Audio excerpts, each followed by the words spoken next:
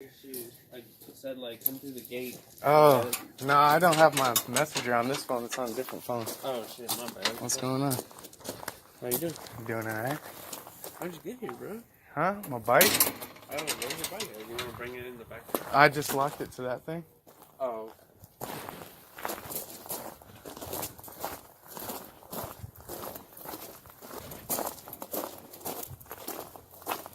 How you been doing?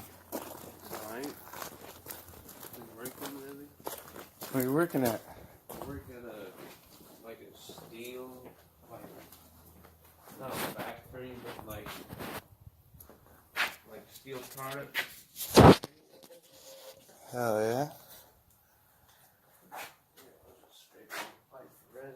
Hell yeah.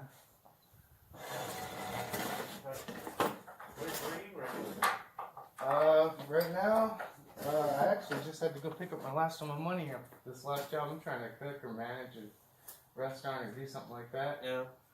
Yeah, picking up trash at nighttime for an apartment complex for 2.5 hours. It's not bad, I guess. It's enough. That's Here, straight. I got some water. Oh, sweet, thanks. I got the podcast going already. Oh, sweet. Cool. That's how it goes, man. It's not. Really? Yeah. I haven't done one in a year though, so Really? it's kind of cool that you are down to do it with me. I had a lot of Take things it on this side. that I wanted to talk about. I mean, Well, let's sit up close. I don't know. See, this is the first time I filmed on this phone, so I don't know if it's what it's gonna do. I'm happy that light's on, so if it shuts off, should have all the time in the world. But I don't know how it's configured because there's a cool SD chip in there. So I don't know. You got something white on the tip of your lip, by the way. I don't know. Did I get it? No, Where is it? right there. I don't know. Maybe it's a blister. I don't know. You chewing on your lip? Oh, it's gone now. Got it. Cool. Yeah, I felt it. I felt it on my leg. Don't think you want that hanging on the whole time. No. not good for the aesthetic. Hell yeah. Let me see what this will look like. Okay, yeah, we can see each other.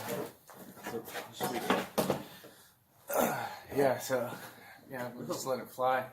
That's the best part about doing this podcast is just let it fly. Sweet, yeah. Well, I was I'll be at work sometimes, and when you're at work, obviously, time kind of goes by, slow, because you're at work. And I try and, find ways to psych myself out and make the time go by faster, you know what I mean? So, one of the things I would do is, I think I remember someone mentioning, there's no such thing as time.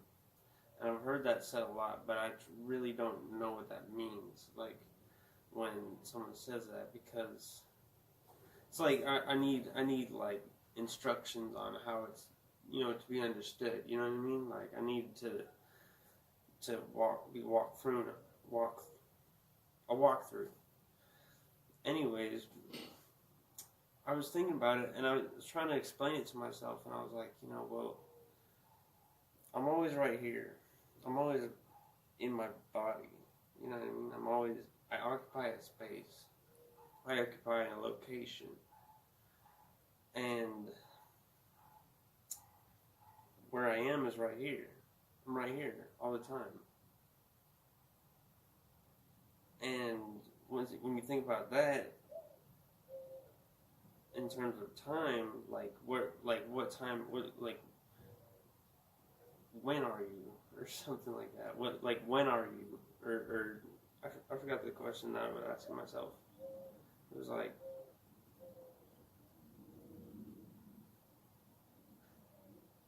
anyway, the answer is right now.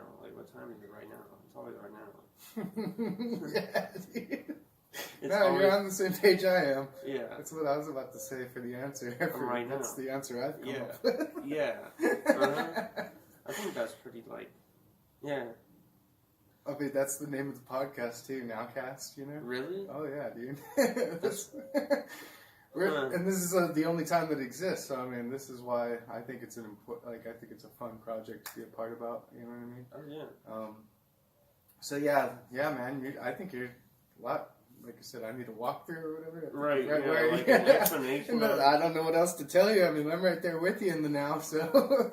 Right, yeah, we're here right now. Yeah, what am I supposed to tell you you don't already know, you know? Right.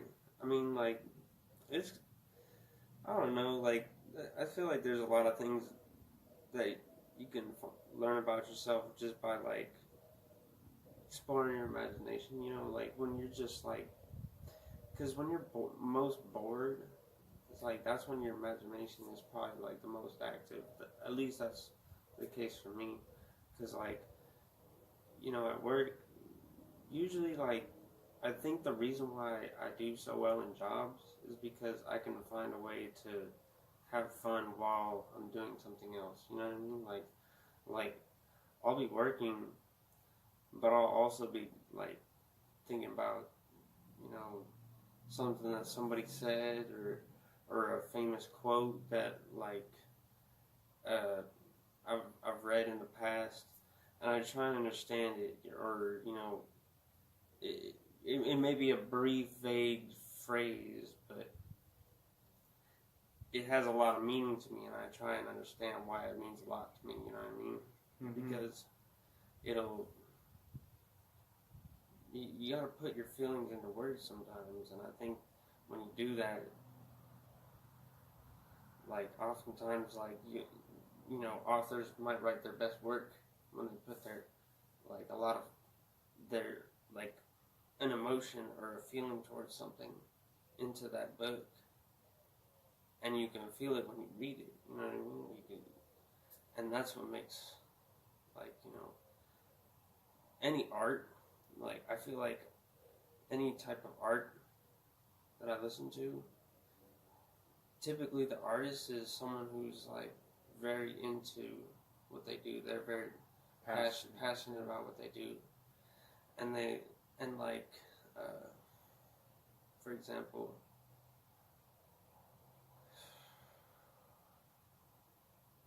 like Famous Dex. You know who Famous Dex is?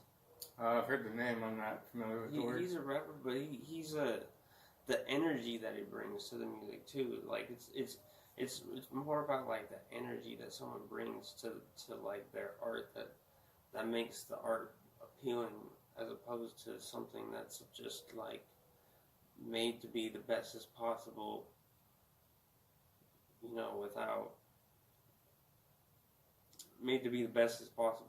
like any emotions or any attachments to it. That's why I think like when you look at today's artists, you can sort of tell which one's hearts are in it and which ones aren't. Yeah, absolutely. No, I agree.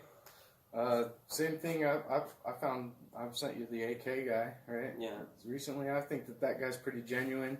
Yeah. On his craft. I mean, also this guy Kyle Bent. I'm not sure if I shared that one with you, but yeah, I totally. Those are some people like I've been getting into recently, where I'm like, what you're saying. It's like, hey, there's something going on that's not about just the flashing and the money and the this and the that. Mm-hmm. You know, these people are wanting to get something off their chest, you know, and speak from a position that, you know, is real. You know? Yeah. No, I totally agree with you on that. I mean, that's what's fun about this in particular project. You know what I mean? Two people just kicking it with on a patio, not scripted and all that. Like, it's the cool. It's a very cool piece of art. You know? Yeah, pretty much. Yeah, you're getting honest opinions right now. Like, this is coming straight from, like, you know, the source, if you will. Yeah, it's gnarly. But to go back to like the part where, like, you know, the time and to digest that and the being here, you know what I mean? Yeah. I look at that like, you know, because you're talking about this, like, because I believe we're, you know, a part of a big old organism, you know what I mean, which is life, you know, and it has no boundary. This is my digestion of life, and who knows? I don't know shit, but like, it would be to the point where then you look at identity. So if you said, like, you know, I'm Sean, you're Daniel, and then you're going to go do that job, and I go do my job kind of thing, and that's us and our lives and things. I think that's kind of a misunderstanding of who we are and identity. Yeah. So, like, the real identity is not just I'd end at my skin and then the world begins. I believe the whole thing is us. Right, you know what I mean? And so we're sitting in the infinity. But then these thoughts bring on, I also, because I guess from a preconception of like, the spirit or whatever, so like they talk about like your heaven and hell realm and the purgatory realms. Yeah. That's what I'm interested in digesting is like, okay, so we're simultaneously in hell and heaven. Yeah, right? At the same time. Which is like purgatory. Right? Yeah. And then if we are infinity, there's nowhere to go to or to come from. Exactly. It's like it's all right here. Right here in this in particular realm now. Right. Exactly. So yeah, it's a fucking conundrum. Whenever, especially when you start throwing in, politics and wants and needs and the problems of the world. Yeah. Right. Yeah, personal versions of that, and then external preferences, out in the world that you might hope to accomplish or not, Yeah. So yeah, dude, definitely you're definitely at least engaged with thoughts that. We're at least on somewhat of a similar level. Yeah. Swimming on, but I mean. Yeah, I it's like, I think about the meaning, like, all the time I think, like, people who like us, we're always searching for meanings and things, like, we're always searching for, like, the meanings of, like, why am I waking up every day? Like, what is this? What is life? Like, you know what I mean?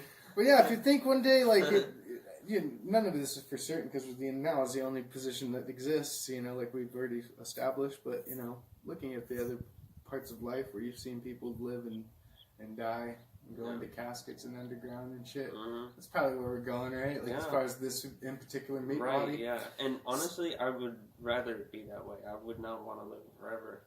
Right. I don't think, because I think, like, we're like, sometimes I'll be thinking sometimes that, like, this vessel,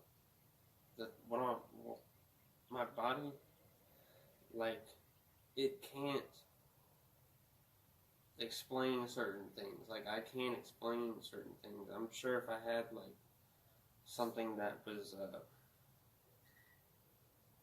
better, or I don't know if that's, like, a better way to, or something of that nature. New? Yeah, something newer. Right.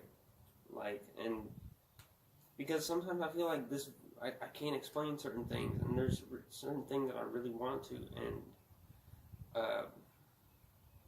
for example, I have a lot of, like, visions, like, I don't know if they're of the future, of the past, of things to come, things that have gone, or things that are completely separate, and I don't know how to explain them, but they're just in my consciousness. They're there, and I remember them, or I know of them. Like, here's an example of one. Like, one time I remember I had a dream. It was either a dream or it was one of these so-called visions.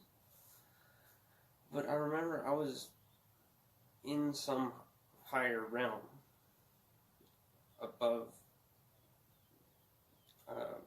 lower beings, and I had a device in this higher realm, and what I believe it is a 3-dimensional space maker.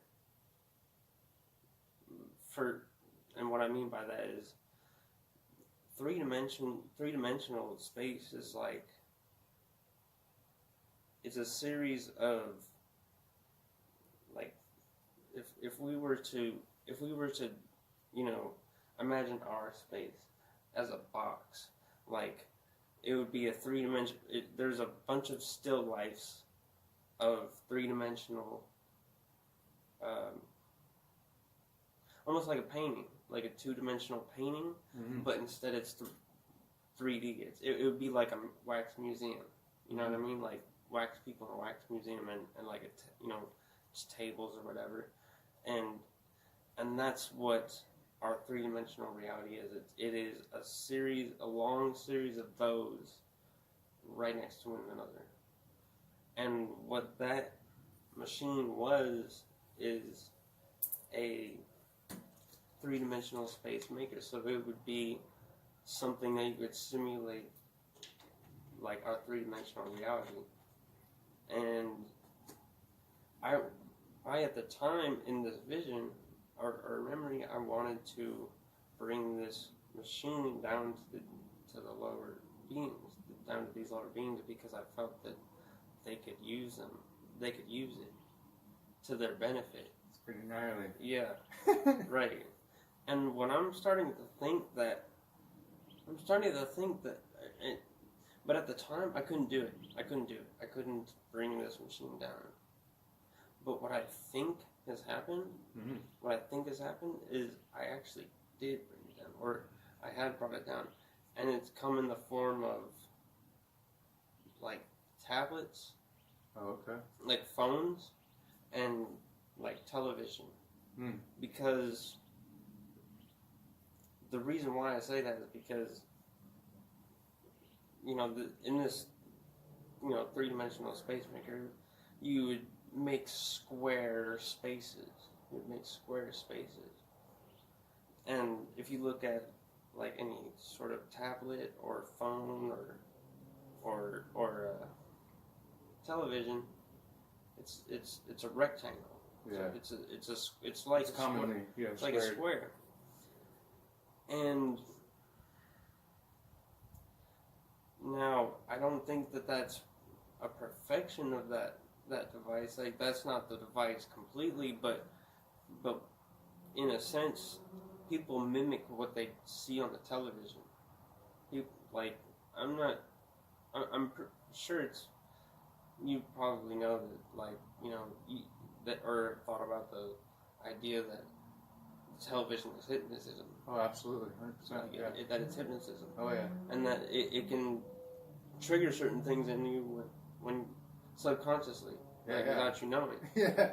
Yeah. So like that is in a way that this device will project its, you know, the ability. It'll project onto people scenarios that they may get into. Yeah. And they may act a certain way in that scenario because of what they saw on the television. Yeah, because of the hypnotism or influence. And well, suggestion is what we're speaking upon. Yeah. What the TV does is it gives you suggestions, like you said, the scenarios that are built and this, you know, that's why something like this, I don't mean to come back to this absolutely, but there's a reason that I do this is because of that I watch different, you know, like, oh, Fox News is going to tell you this, and CNN's going to tell you this, and they fight it out, and it divides and conquers our America, you know, or whatever that even means, because I don't even believe in countries, but you see what I mean? It's a built narrative, and it's to mind control everybody and keep everybody in that mind control area, and that's how I've done. We, not just us, but everybody kind of sees the bullshit about it. Yeah. At one point or another, maybe not, you know, sooner or later somebody comes around, I think this is kind of fucking, you know, they call it, you know, junk food for the mind or whatever. So like, oh, this is, well then let's get real here. Let's not have these things. I think people, like what you said, I appreciate an artwork that I could see that there's something else going on other than that. And then even when those people start to do it, like, and then buy my keychain or my TV, you know, you're playing the game. You know, you're doing real good not doing that, but then you kind of have this little thing, we all see that too, you know? Yeah. So that's kind of interesting.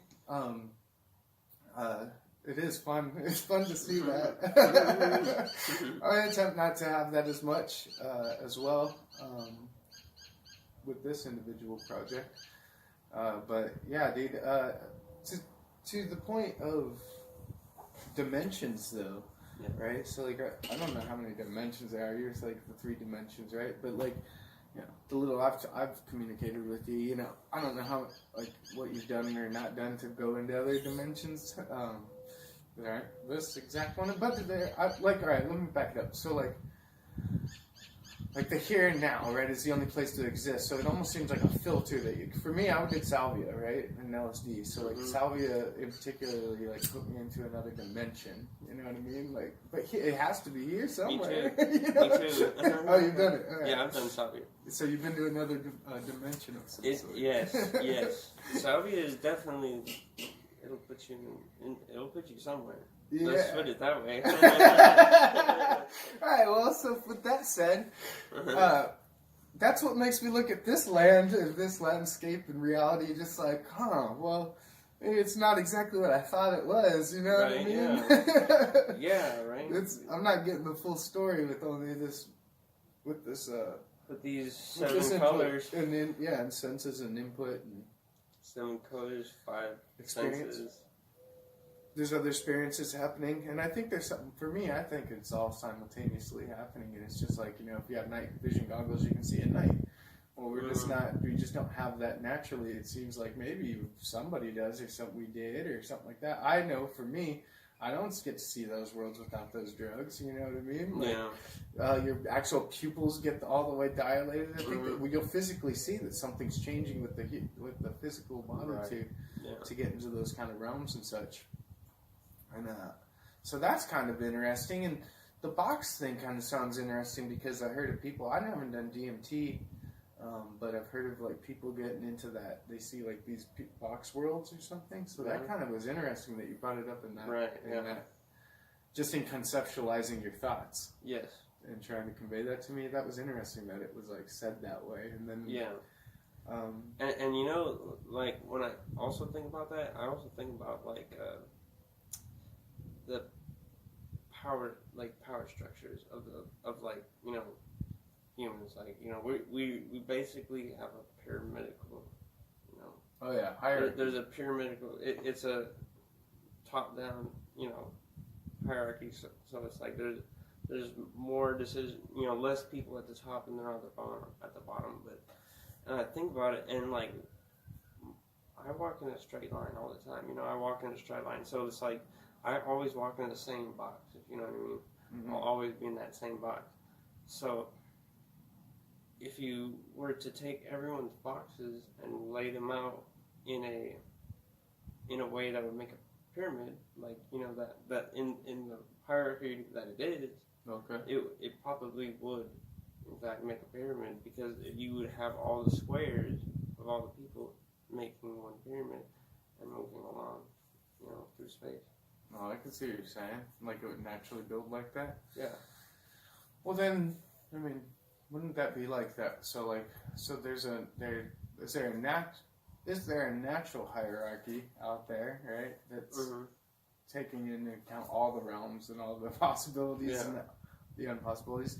And then is mankind like following that and replicating it to the best of their ability, and that's how you get yourself a king or a president. Or your form of government. Sure. Yeah, isn't that what we're kind of saying? Because that's the way I feel like when I digest those thoughts. It's like, okay, well, there is some kind of hierarchy and all that, power structure and all these things naturally. Yes. And that's what makes me feel like we should be cautious and actually move away from the replication of that, because it doesn't, like, you'll build the seat of power, and then as human beings, I don't see myself as being the guy who gets to sit at the top of the pyramid until, to command and rule from there. I do not want to be in any position of power, and I think anybody who knows what comes with leadership positions does not want to be in a position of power, unless you're doing it for the good of your people, because then you have intrinsic motivation to do it. But other than that, I feel like any leadership position comes with a lot of responsibility, and there's no right or wrong decisions either. You make decisions, and they have causes and effects, and they have good effects and they have bad effects, and you can't really always control those. You can only do your best to manipulate whatever you can in order to get a desired effect. Right. Well, let's unpack that a little bit. So, for lack of a better term, I'm going to use the word God. I have no name for that person. I don't even, it's a concept. It's just it's a concept, something to hold on to as being the great everything. Yes, know what I mean? Because like we had the vision of like being in those coffins one day. Really, this is happening. What is this? Right? So let's say the great everything is God. As a concept for the argument, or not the argument. This conversation. It's just a matter of sense. It's a figure of speech. Like right. that. So we'd have, and I was raised, looking at different teachings like the Bible, right? So I'll look at how they explain, you have your own free will, and then you have God's will. So like, God grew this tree, and you get to go cut it down if you want, or you can go pluck an apple off of it, not cut it down, because you're playing with your will alongside with His. He asks you to sacrifice yours to go along the lines of that, and then that opens up. Oh, then why? You know what I mean? What are the reasons for something like that? You know what I mean? Mm-hmm. So I'd kind of think of something like to the hierarchy visions that and I only have my analogies, like to explain it. It's for me, it's like these cells that are inside of this flesh body. Like I lost my leg, right? I'm not my foot. Mm-hmm. Right, Oh, what part of my body am I? You know what I mean? Right, This meat vehicle or this external part. Like where do I find soul meat body kind of type thing? Right. To isolate this. Do you ever get an itch like on your leg, like have to itch your leg? But your leg's not there, and you just get the itch. I was telling my friend just like a week ago or two. I'd like to do things kind of like balanced. So if I take and cut off all these fingernails, I don't just leave this one growing. Yeah. I'm gonna go and do this side the same. Or if I clean an ear, I'm probably gonna clean my other ear. Yeah, right. So I went and I was on my phone over here, and I was naturally clipping off my toenails with my hand down there, and I reached down just. My foot's been gone for like 5 years, so it's like it was weird that my brain didn't. It reached for a foot that wasn't there, and I know that I don't have a foot there, so it was like, that was kind of strange. That was interesting. And then there's a phantom foot in there, so like I can feel a foot in there that ain't there. Right.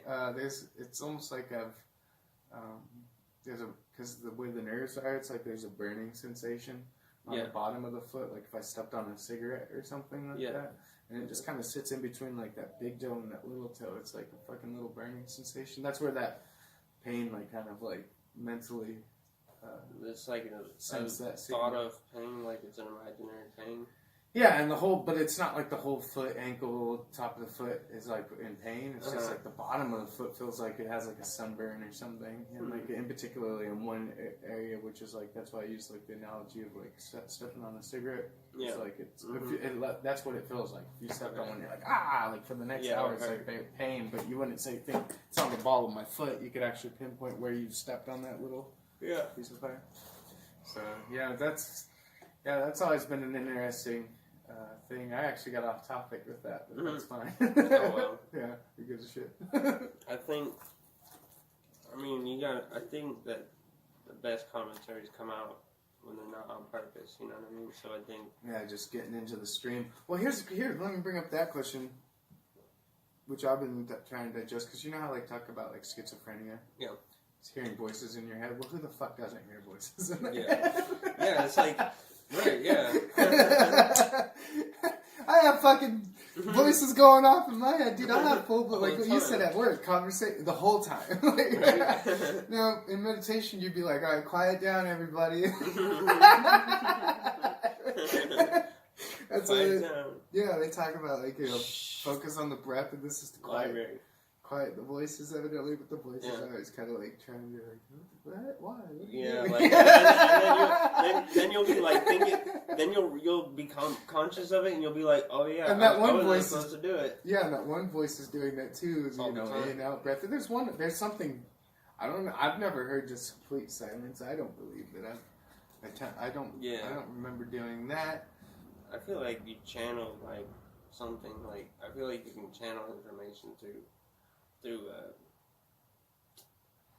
yourself. I mean, because sometimes I will be talking And I don't feel like I'm talking. Like, I feel like I'm just like this, but I'll be saying something, like, you know what I mean? So I feel like sometimes, I don't know if it's, I mean, like, the easy explanation would be aliens. Or higher beings, you know what I mean? No, I hear you. Because what I've heard is that, like, aliens, they're in 4D. They're outside of time. We're inside of time, but we're really not. And there's ways to rationalize it too, because our whole even sense of time is based off of, like, we basically took a point in history and started counting after it. Yeah, it's measurements. Yeah, it's basically a measurement. We basically at 80 or BC, and then Christ came along, and then from then on we were just like, all right, we're gonna say this is like a beginning of a new era, and then we're gonna count years, you know, based off the days of the, you know, calendar, our rotation around the sun. Mm-hmm. But if we didn't have that, if we were just stationary in space, there would be no such thing as a day, because our only like measurement of a day is dependent on this Earth. It's dependent upon the planet we're on. It's like, if we were not, no such thing as a day, and we would have no such thing as time. There's no such, you know what I mean? I do know exactly what you mean.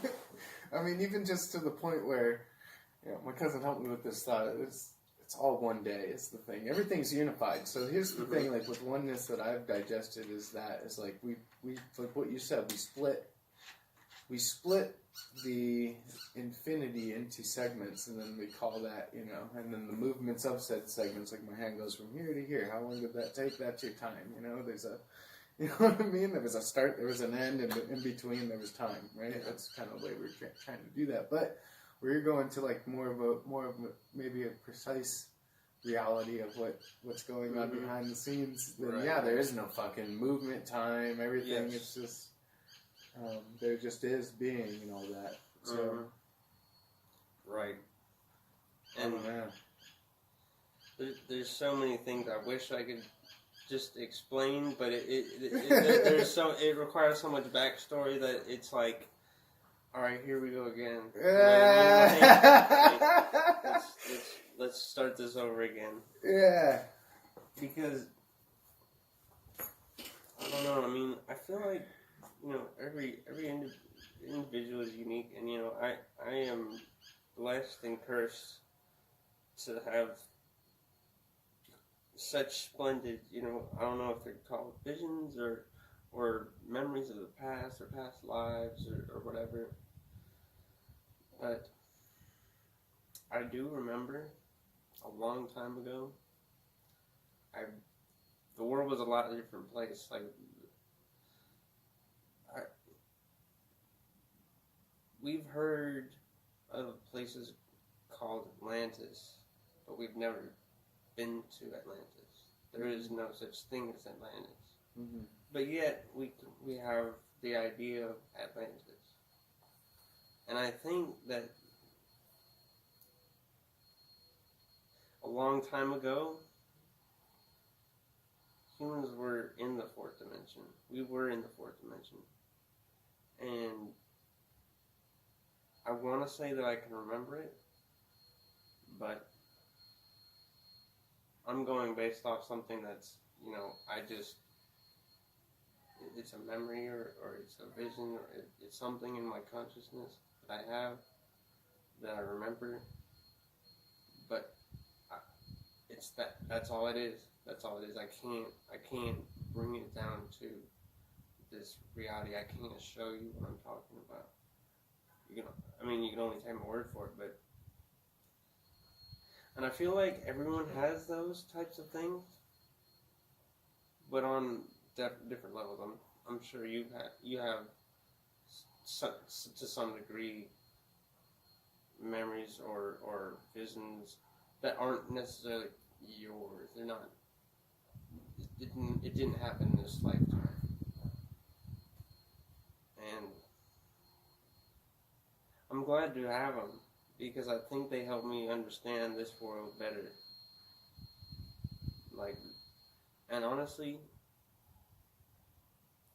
I feel like we put too much stock in this reality. We think that this is the end all be all, but it's not. This is only one like small speck. I feel it's like a filter. Yeah. I mean, let's go back to like the only other thing that I can remember is like, let's go back to like a salvia trip. Can you like share with me like your salvia trip? So when I smoked salvia, I was with my friend at his trailer, over by Alfrea, over in those trailers, and we had this one friend that we would hang out with, and he'd be down to like party. We were like the cool kids, and he kind of wanted to be cool with us, so he would like buy us stuff, and he'd buy like weed and stuff. And we thought he was cool. He was all right, but he just kind of wanted our acceptance, And he bought us he bought us some salvia one time. Like, I don't remember how it came up, but he was like, "I want to buy some salvia, guys. You want to smoke salvia with me?" Yeah. And I was like, "I've never done that before, but sure, fuck it." That was ever since like I think I passed a certain point. I think once I started popping pills, that every jug to me had been like that. It'd just be like, all right, let's do it, bring it in, and so I smoked it, and it didn't quite hit me at first. And I was like, I didn't know what to expect. I was like, what the fuck is this doing? And then it started to hit me, and I was not the right shape inside my body. I was like a box. Like, it would be a square inside of my skull. I'd be just like, what the fuck? I don't fit. Like, and a total out of body experience. I don't even remember parts of it because I think I just blacked out. Like, and I couldn't remember what happened, but I just remembered like seeing like things in space that, I mean, like, it wasn't, it was almost like, it was, outside of, I was seeing into something. I was seeing something that was existing, but it wasn't physical. You know what I mean? I was witnessing something that wasn't physical, that was outside of me or our reality. You know what I mean? It was like physical objects, but I couldn't see it. I couldn't see it physically. It wasn't there, but I was seeing it, And it was like an imaginary space that I was in. Well, what if that's like going on and there's like no context to that? Because like I became a light beam once on that shit. It floated off with that song "Pursuit of Happiness" beat, where it's like wom wom. I became that fucking wom wom piece of the song. We were trying to do salvia. I did it like 10, 12 times, and like I was trying to get to the bottom of it. So we would do like get in water, see how that's get on a swing set, dude, see what happens then. Get in the dark, see listen to music, be in silence. We're doing it with all these experimental ways of doing it. And one of them was in the dark, and I became that light beam. But like so many different kind of variations of that trip, And then so I really wanted to get kind of to the bottom of that a little bit, and then further, ways to conceptualize this reality, and then try to question that reality at the same time. Because I don't see that now. I don't see little people running around. I see this human being in front of me now. Yeah. Like that's what's going on in this in particular now. But at that one, like you said, this one fades away. So I brought that up as far as this. I almost think like and then it kind of goes into like how like different religious people kind of see themselves as far as like that's the reality, and this is an experience. You know what I mean? Like if we put on VR goggles and you're out there, swinging at baseballs, and even in this reality. And that's interesting to go back to your visions of 2D and 3D. I mean, 4D stillness 3D, going into the 3D, or a 3D machine. Right, Very interesting because of that. It's like, I mean, I've said it before, is like, how do you not know we're not like a slug being, and we took whatever slug plant drug, and this is it. And we're going to wake up from that after death and be like, what the fuck? Just like we came from Salvia Land going, what the fuck was that? Because I lost my whole body, dude. Like the human body as well, like the way it works, like where you, like, that's, like you said, there's not even really words to symbolize the actual part. But there's a lot of people when they go into these realms that I think it's interesting when they're like, dude, that felt more real or more comfortable than reality. This version of reality. So, yeah, definitely. So definitely create. That's why I don't want to push on actual narratives in this one. That's why I'm more of a like sit back and try to conversate with people. Right. Is like I don't want to really tell somebody like what's going on or anything like that because I don't fucking know, and I don't believe anybody does. Especially when you find somebody who's like rudimentary, like ingrained in this thing, to the point where they're gonna kill somebody in the name of God or something like that. Right. You're like, whoa, hold your horses, right? you're or getting depressed about certain things like relationship or job, money, things like this in this realm. Right. These things seem really quite frivolous in the grand scheme of things, and inconsequential to fucking being a part of a light beam that we are right now. Like it seems a lot more interesting and meaningful. Yeah. Yeah. The great fireball in the sky. How what a fucked up trip is that just to think about that? Oh yeah, it's the sun, and just keep walking on like you're a 2-year-old. Right. Well, let's really fucking think about that. The forever fireball in the sky? That there is a sky? It's like, what is this? Where is this? What is that? Well, and that's what one of the pointers to show, you're not just your body is that, your heart, I pull out your heart out of this flesh body and put it on the ground. What happens? You pass, Yeah. Well, the same thing. If the sun drops out or never, cease to exist, fall out of the sky. Internal organ, external organ, one body here. Don't just, there's no the veil of skin meets, air molecule. Right. Oh, that's other. No, that's not other. That's a fucking trip, but it's true. And so, like, to know that the forever, this is like the version of like, so on, like, for me, I took a shit ton of acid one time, right? And I got, like 8 of them, and like I got this vision, like, or this feeling, more than any kind of words, like what we were saying, like there's always these words that are coming, like voices in our heads telling us all sorts of shit, and I think maybe some of that guided me into this individual moment. But this is where I found the now. I don't know how you did, but this is how I found the now, which was like, holy crap! Like my brain was like, holy crap! I'm like the vision of what God is. And I just totally forgot I made this shit to be in. What else would I be doing? You know what I mean? Like, with this other cloud, like the cloud heaven, like, walking around with gold hanging off my neck. Like, gold chain. Yeah, and sit in my gold got throne your gold and clock, everybody being all happy around me and flame. shit. I don't know. That seems like a weird human version of like what was fed to us. Like what you said, a narrative that was fed to us, like a vision from a TV or something like that. It's like, oh, I got this vision of what that could be, But the reality of it is, there's no way. Maybe I'm just in it. You know what I mean? I am in it. Yeah. You are in it. I never felt more in peace and more at home, and then the feeling of love was like crippling, dude. Like I was crying and shit, dude. Yeah. And then like I questioned where's my pain and suffering, And it was there. It was really small at that moment, but it was there, and I was like, okay, so there's to attempt to eliminate that, and I'm not sure about this, of course, but like it seemed to be like that's in vain.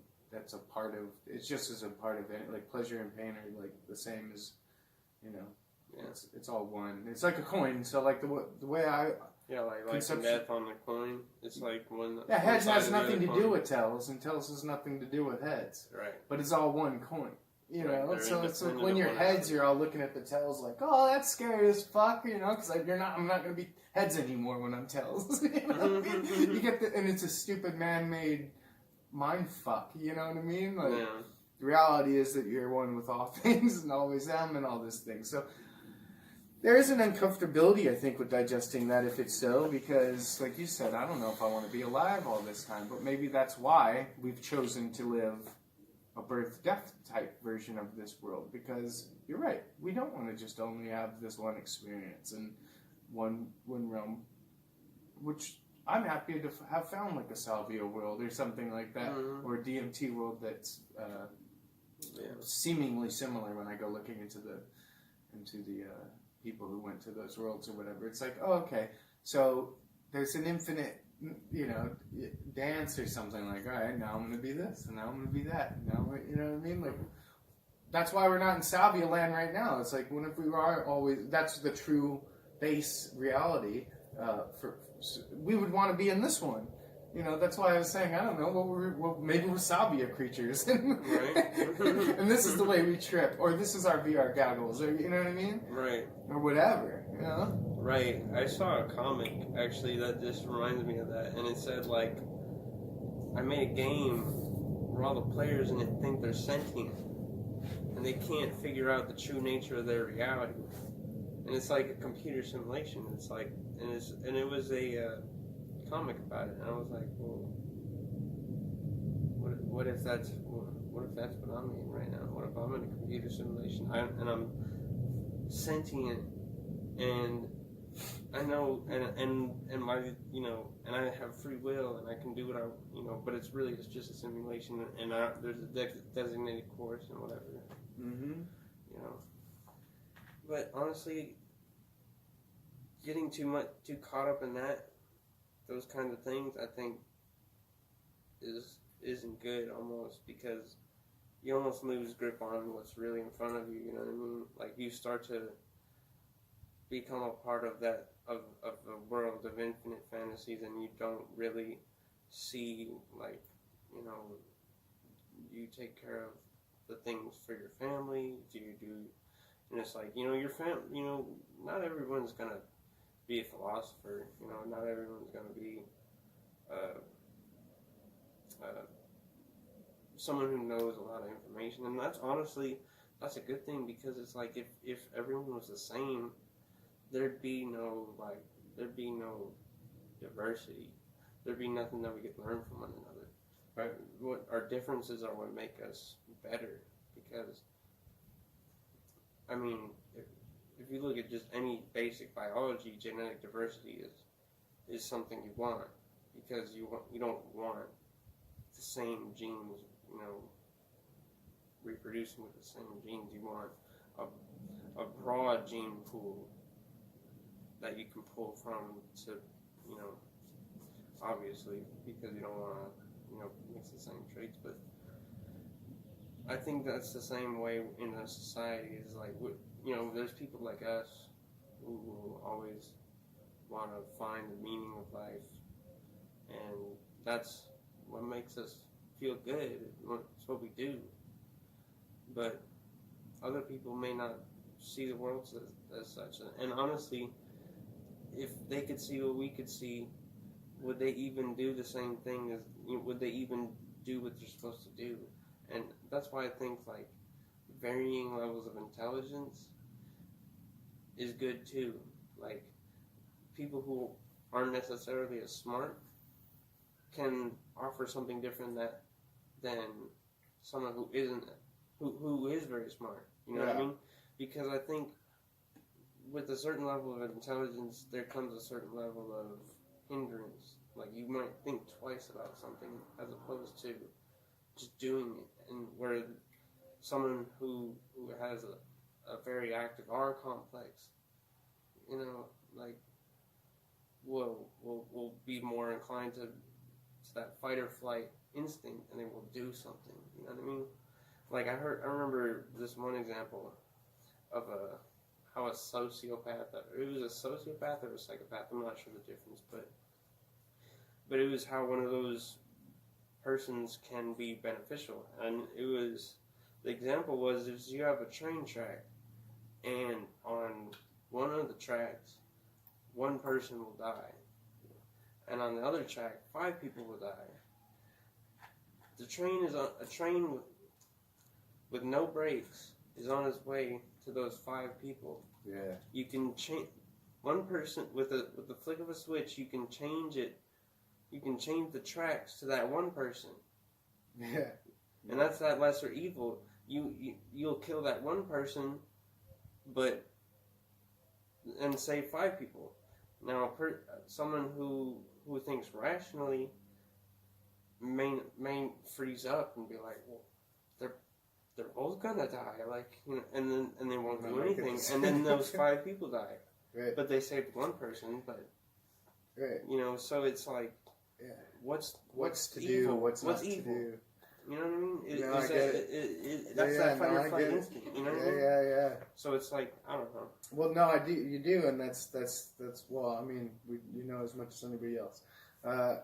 That is a great psychological conundrum.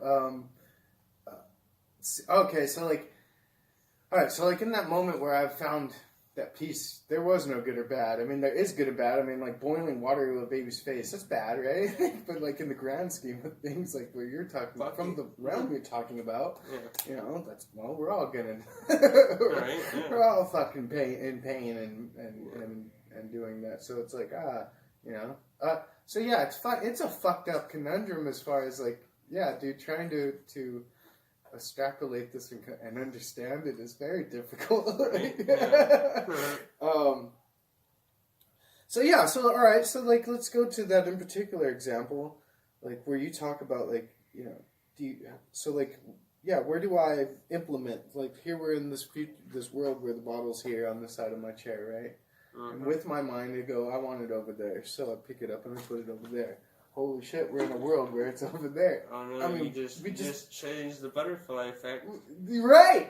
Right, no. So it's like, right. Oh, no. Dude, I once turned left instead of right, and now I have a friend for life named Big Mike, you know what I mean? Just because of that. You know what I mean? And so much more life has happened. Yeah, dude. The whole fucking world changes. You killed an ant or something. Right. And so now, like when... Now, like, the next Rome isn't going to exist or something. Right, so, like, when... Fuck that. I'm just kidding. Well, okay, but this is a really cool part of the conversation, because when to act, how to act, you know, like, that's what it brings. That's what, you know what I mean? Should I go and try to do a thing, and then what are the consequences of that? Isn't that foreseen? I mean... That's the fucking weird thing. So that's why I think it would maybe be this importance, like where it talks about like going from your will to the God's will type thing. It's like, I want this, I want that, I want this, I want that. And little did you know, you built yourself a little slave cage for yourself. You know what I mean? Right. Because of that, you know. Mm-hmm. But then there's the other part where, like, you know, for me and you asked me to come out here. I haven't done a podcast in a year, right? Mm-hmm. I don't have any explanation. The way that I'm interacting with this in particular project is that I'm not the boss of it. You know what I mean? I built it in such a way that it's not centralized power, like, you know, how like a blockchain picture would be. Like, it's not up to me. It's like if it calls me, if it calls for me to produce a podcast, then yeah, man, I'll come out and I do it. God must have a sacrifice. So, like I don't know, like I was thinking about like some pagan like ritual people who are just like, the gods must have a sacrifice. Yeah. Like in your head, you're just like, the gods must have a sacrifice. Well, so, like, I don't know what the fuck that is, because I'm being guided by something, you know, I've created, kinda, I guess, I don't know, or at least, like, accepted that it's, that, like, if a mist came by, and I've, like... It's you from the future. And well... It's future Dwight. Have you seen that episode from The Office where like, what's his name, the one... Yeah, Dwight? No, not Dwight. Jim. Okay, Jim. He like switches offices, but he takes like a thing of Dwight's stationery, like all his stationery, and then he what he would do is he would send he would fax notes to Dwight, and he would sign it future Dwight. So he'd be like, Dwight, the coffee's poison. Don't let anybody drink coffee. And then it would be signed from future Dwight. And then Dwight obviously would believe it and just be like, oh shit, no, nobody drinks coffee, break the coffee pot and shit. You know. No, I get it. I don't even remember what we were talking about. No, I don't. Well, my effect was kind of like that, kind of like the yin-yang aspect as far as I don't really want to start producing anything as far as what we were talking about. Yeah. I want to kind of be naturally flow. You know, you were talking about how a conversation might even go and why I even brought up the whole analogy of coming out here to do this podcast today is okay, I was called to do, I put this in front of me to do, and then, I mean, I asked you to do this a year and some change ago, you know what I mean? And we just didn't get around to it. Yeah. And it's because it was supposed to be for this now. You know what I mean? Because here it is. Mm-hmm. And so little did we know. You know what I mean? So we kind of we were, but a lot of time has passed since then. So I think, honestly, our podcast is probably going to be better because I think at a certain point, we may lose contact, you know, and we won't be able to even think about it. And I think we caught ourselves at the right moment because we hadn't seen each other for some time, and I think we've learned from experiences through then, and I honestly think now, as opposed to then, I think the show would be 10 times better now than it would be back then because there's so much things that I've gone through since then that I've more realized, and I think that I'm better able to articulate what I mean. Okay. So I think I don't know. You're probably right. Perfect timing. You know. But really, I think that perfect timing isn't impossible, you know. I think that perfect timing is a lot more possible than we think. I think impossible things are a lot more possible than we realize, and I think that once we realize that, there's no limit to what human beings can do, and I think we're getting to that point, but I think it will take some time. Well, here's the other thing is because of the split of humans. I mean, I think it's ultimately we're all. For me, I have my own theories. I think we're all one. I mean, this is why I can understand you. You can understand us, and we're in this realm of thought together. It's whether I was showing up or not. You know what I mean? Mm-hmm. That's why I think it's more than just a dream or foo-foo conversation. Mm-hmm. It was just that's we were talking about if an artist is being real or whatever. This is the most real piece of conversation that I know about, and just the analogy of only having, one day versus, many days. It's this is actually only ever one conversation. Even that time in between me and you speaking last, that was just a pause. Mm-hmm. We paused the conversation, you know what I mean? Mm-hmm. But it really ends up being one conversation with a pause in it. Right, exactly. It's we just didn't say anything. Yeah.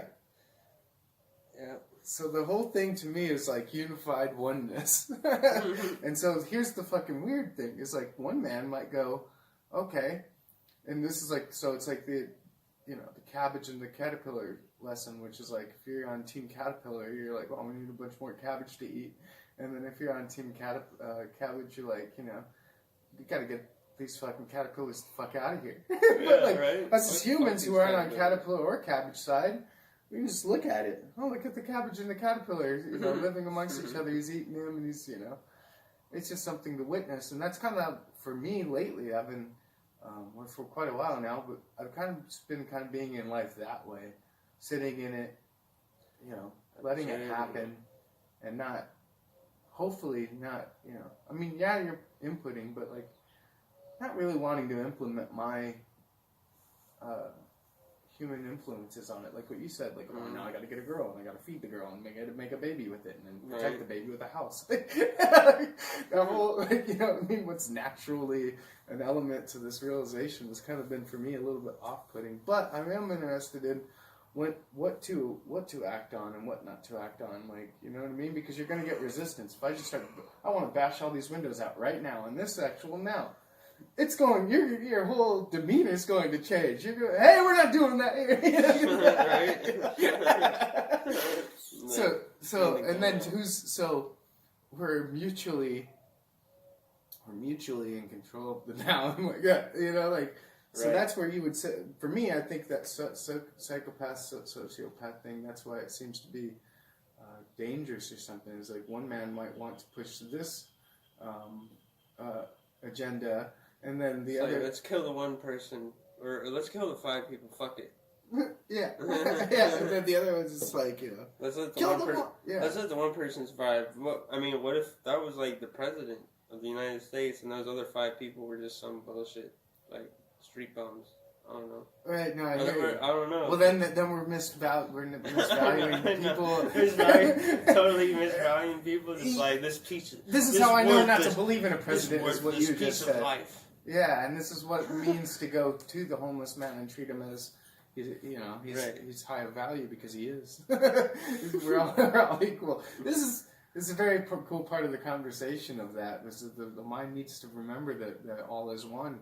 We are equal here. You know what I mean? This is why I don't like the conversations of like black-white. There's no black-white. What are you talking about? Right. There's just humans. It's the end of story. Period. And then you get your argument. If you do want to separate, you can in narrative. But this is only ever going to cause more conflict. You're never going to get to the desired result because you've already set up the problem. Right.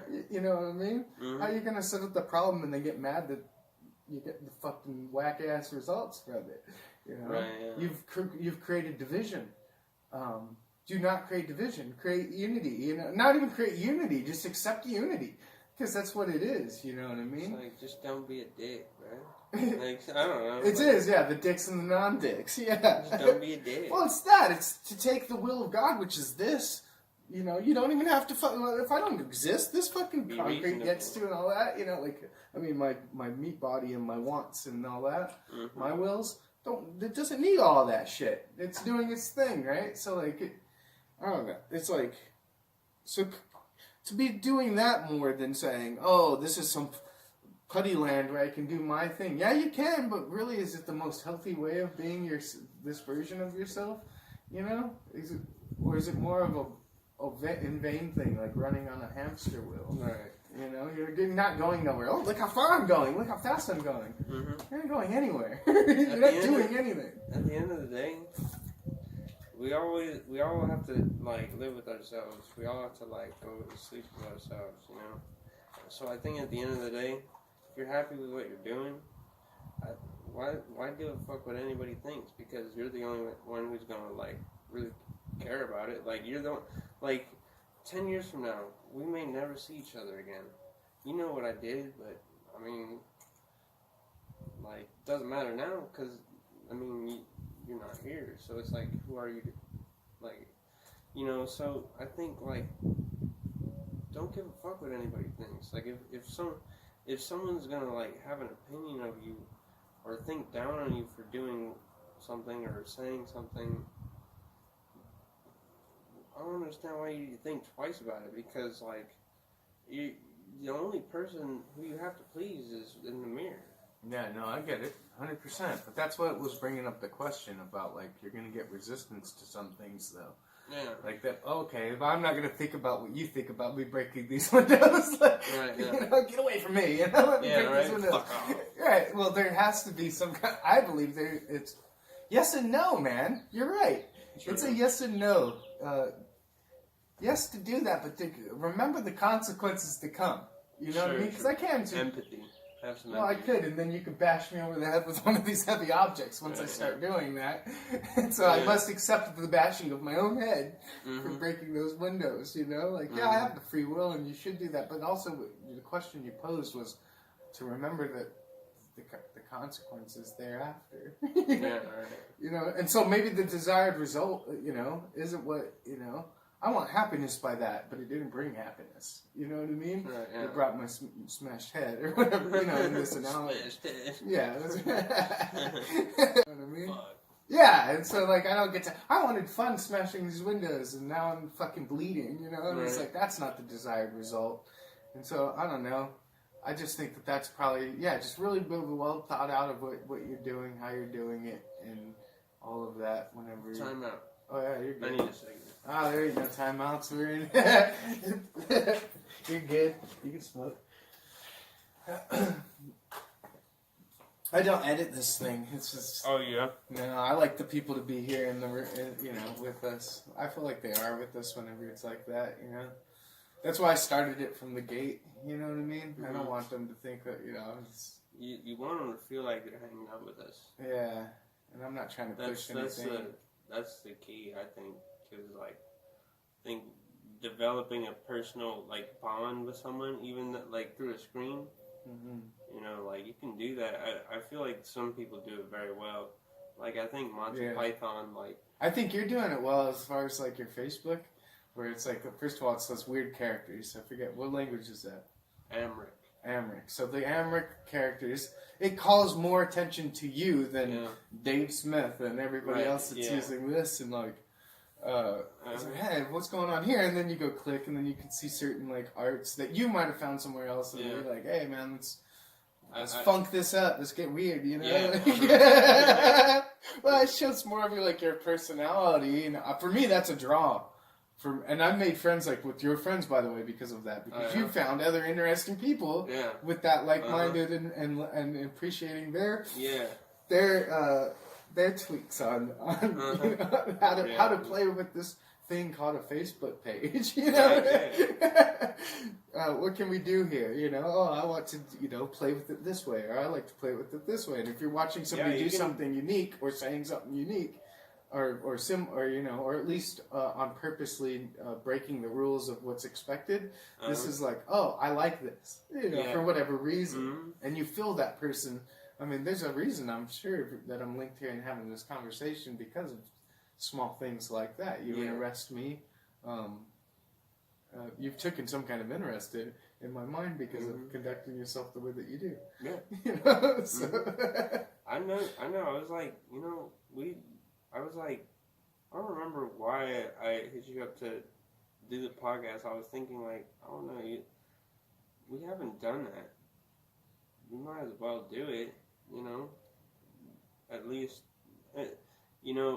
have something, so I said, I was fuck it, I'll just make some time today to do the podcast, and, we can have something to, hang our house on and say we did something. Oh yeah, dude, I appreciate it. Yeah, and it's another excuse for me to get to know people. I mean, I have a couple other ones planned out and stuff, and you never know who you're gonna meet because of it. It gives you an excuse. What am I even supposed to as a grown ass man? You know what I mean? It's hard to make a friend with another man. What are you, gay? What's your angle? You trying to get into my wallet? You trying to steal my girl? You know what I mean? Right. These things are naturally occurring whenever people come together, and vice versa. If you're with a woman, what's his angle? You know what I mean? I think that's very natural. You know what I mean? Right, yeah. So it's no, we got this thing that we're doing. It's a mutual project that we're working on. It takes the focus off of, you know what I mean, of something like that. So that's another cool part about it. And so I appreciate you letting me come out here and do a podcast. With you, and who knows? Who knows what? That's the other thing is with conversations and such like that. Who knows what the value is and what what I mean? What that might do for somebody else, or maybe it's just a time to kick it. You know what I mean? I don't know. I never know. I have no idea. You know what I mean? Maybe it sucks completely, and I'm pretty happy with that too. I made the worst fucking podcast ever. Hell yeah! You know what I mean? I mean, shit, it's something. Yeah. So you can say something. I made the worst one. Yeah. Right? Yeah. And I'm pretty sure there's, some barbecue place that's, really good, but they say, our barbecue's the worst. They have, the worst, on the sign it says worst barbecue in the world. Yeah. But it's some, dank-ass barbecue. Yeah. So it throws people off, but there's, I remember, like, I think they, like, one of the owners or employees of the restaurant was like, yeah, like, someone asked me, they're just like, is y'all barbecue really that bad? And he was like, yep, it's bad. And then he just laughed. He just laughed. He was just like, all right, y'all have the worst barbecue. Fuck it, I'm gonna leave. I ain't trying to eat bad barbecue. Right. Even though it's not, it's probably like really fucking good, you know. Oh well. Yeah. Hit cigarette. I quit. Oh yeah? Yeah, dude. Tomorrow is my 1 month. Nice. No cigarettes, no weed, no beer, nothing. Completely. That's good. I think some Red Bulls are as hardcore as I get these days, and I need to quit those because they're probably gonna give me a heart attack. Right. Yeah. Just like speed dope drink style or something. I don't know. Mm-hmm. Cocaine drink. It does amp you up. But I do like a good. I do use drink. Energy drinks are good. I could use an energy drink right now, but they pep you up. Yeah, the thing with I was sitting around smoking, right? And like that thing of the now, you know? Like, it's a very cool concept. Mm-hmm. The timeless now. Yeah. I was thinking about, like, you know, one day I'll quit these, you know, or whatever it is, you know what I mean? And then I was like, fuck, dude. It's going to be one of these nows, you know what I mean? Yeah. And I literally was like at 2:55 when I was contemplating this. And I looked over and it says to, like, I've read something about, like, make a date or whatever and a time and date. And, like, and then when you pass that time and date to, like, you know, that's when, you know, you can smoke or drink, do whatever you want up until that date, you know? So, so I learned about that, and I did a fast like a year ago of 3 days and then a 7 days one. And but my goal was, which was like nothing but water and music really was my rules there. So like, and some exercise and shit like that, but no substances and no food. You know what I mean? Like, so it was a full blown fast. And I learned quite a bit of like self-control. Yeah, so like the analogy, like a dog has that biscuit on his nose, he wants it the whole time, but when you're like, oh, get it, and you know, like, I'll go for it. Yeah, we're grown men and women, like, nobody's gonna do that to you, and if they do, you're in trouble, because it's like police officers, or, you know what I mean? Yeah. Like, a soldier. So, like, do that to yourself first kind of thing came to mind, and then, you know, and then I wasn't quitting for the long haul. I was just doing my 7 days, accomplish it, go right back to my fucking things, right? So, this next time it was like, okay, so like I'm going to have to do it similar to that. Make the line, draw the line on the sand.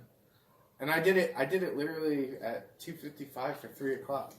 So 5 minutes. I don't even know if I breathed air at that point. I was like smoking some pot and cigarettes. I didn't even breathe air. I was like going like a crackhead, dude, about like get some, because I knew it was the real deal. While you're smoking? Yeah, I knew it was the real deal, that I was like serious about it. So I was like, I like freaked out and started like, oh shit, 5 minutes. I mean, I still had like weed, cigarettes, and liquor left over that I had to go get rid of after the fact.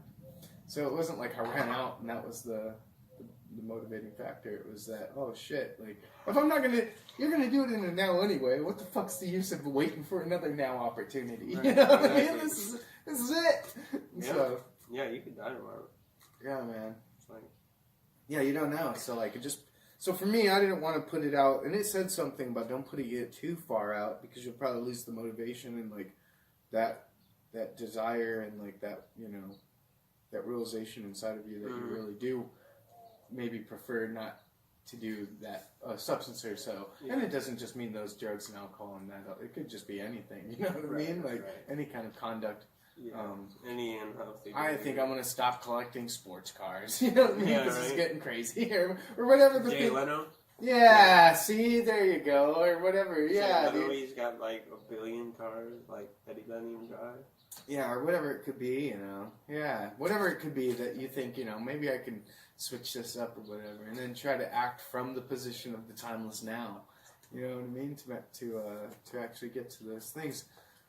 So it's been fucking interesting, dude. Like that in particular project. And it's kind of got away from me because there's no real rhyme or reason that I was doing it other than flexing my abilities. Like, look what I can do. Yeah, dude. Like, it's just like, because like there's a feeling of like, and then to go back into the... Pat yourself on the back. Yeah, dude. Yeah. to do the time thing where a month, right? Like, Yeah. that's fucking ridiculous. Like, and then to call it an achievement. Like, if I go smoke now, it's like, oh, look, he failed. I didn't fail shit. It's like I did it on my own. I just took a month off. You can't say shit. Well, yeah. Like, what moment is the definitive? Like, like it's every moment, man. Like, even if it's in between, like I quit for 4 hours. Well, you quit. It's a success. Like, don't. For me, I don't want to ever... Your 12-hour token? 12-hour token? Like, oh, yeah, like dude. my 12-hour sober token. Like, I think it's real. People got their 3 months. You're just like, oh, fuck. No, and it says something about, like, yeah, you're supposed to self-congratulate yourself throughout these moments. And mine was a 2-hour token, Right. 4-hour token, and then the next one was the 12-hour token, funny enough. And these are just mental tokens, of course. Mm-hmm. But here's the other thing. It kind of seemed like to get away from substances, because I don't really have anything in particular to them. I was just abusing them is the thing. I don't have nothing against any of these things, except for I abuse them. You can smoke a cigarette and walk away. That's awesome. Drink a drink, walk away. That's cool. Or some weed or whatever. Whatever. You know what I mean? So I don't have nothing against these substances, personally. I love the shit out of them, and that was the problem. I loved them so the fuck much. Like I said, buying 100 million cars and not driving them. I'm sitting here fucking smoking the whole day. I've been way more higher or whatever, like under an influence of a substance for the last 17 years than any kind of sobriety. You know what I mean? Like, I was living high and drunk, and that's what I know. And so, like, I love the fuck out of them, but that's the thing I think that made me interested in trying to see if I could separate myself from them. Mm-hmm. Also, I didn't want to like do that whole thing. Like, I have to admit that I'm powerless to it. I wanted to flex that I'm actually the one in control of all of it. To tell you the truth, yeah. And so like that was a fun thing to do. And like one of the things I've noticed is there's like a fucking magnet. So like if it's like you're right here with the magnet, that's your daily fucking. Oh, it's been 2 hours. Smoke a cigarette. It's been 2 hours because it goes away from you and.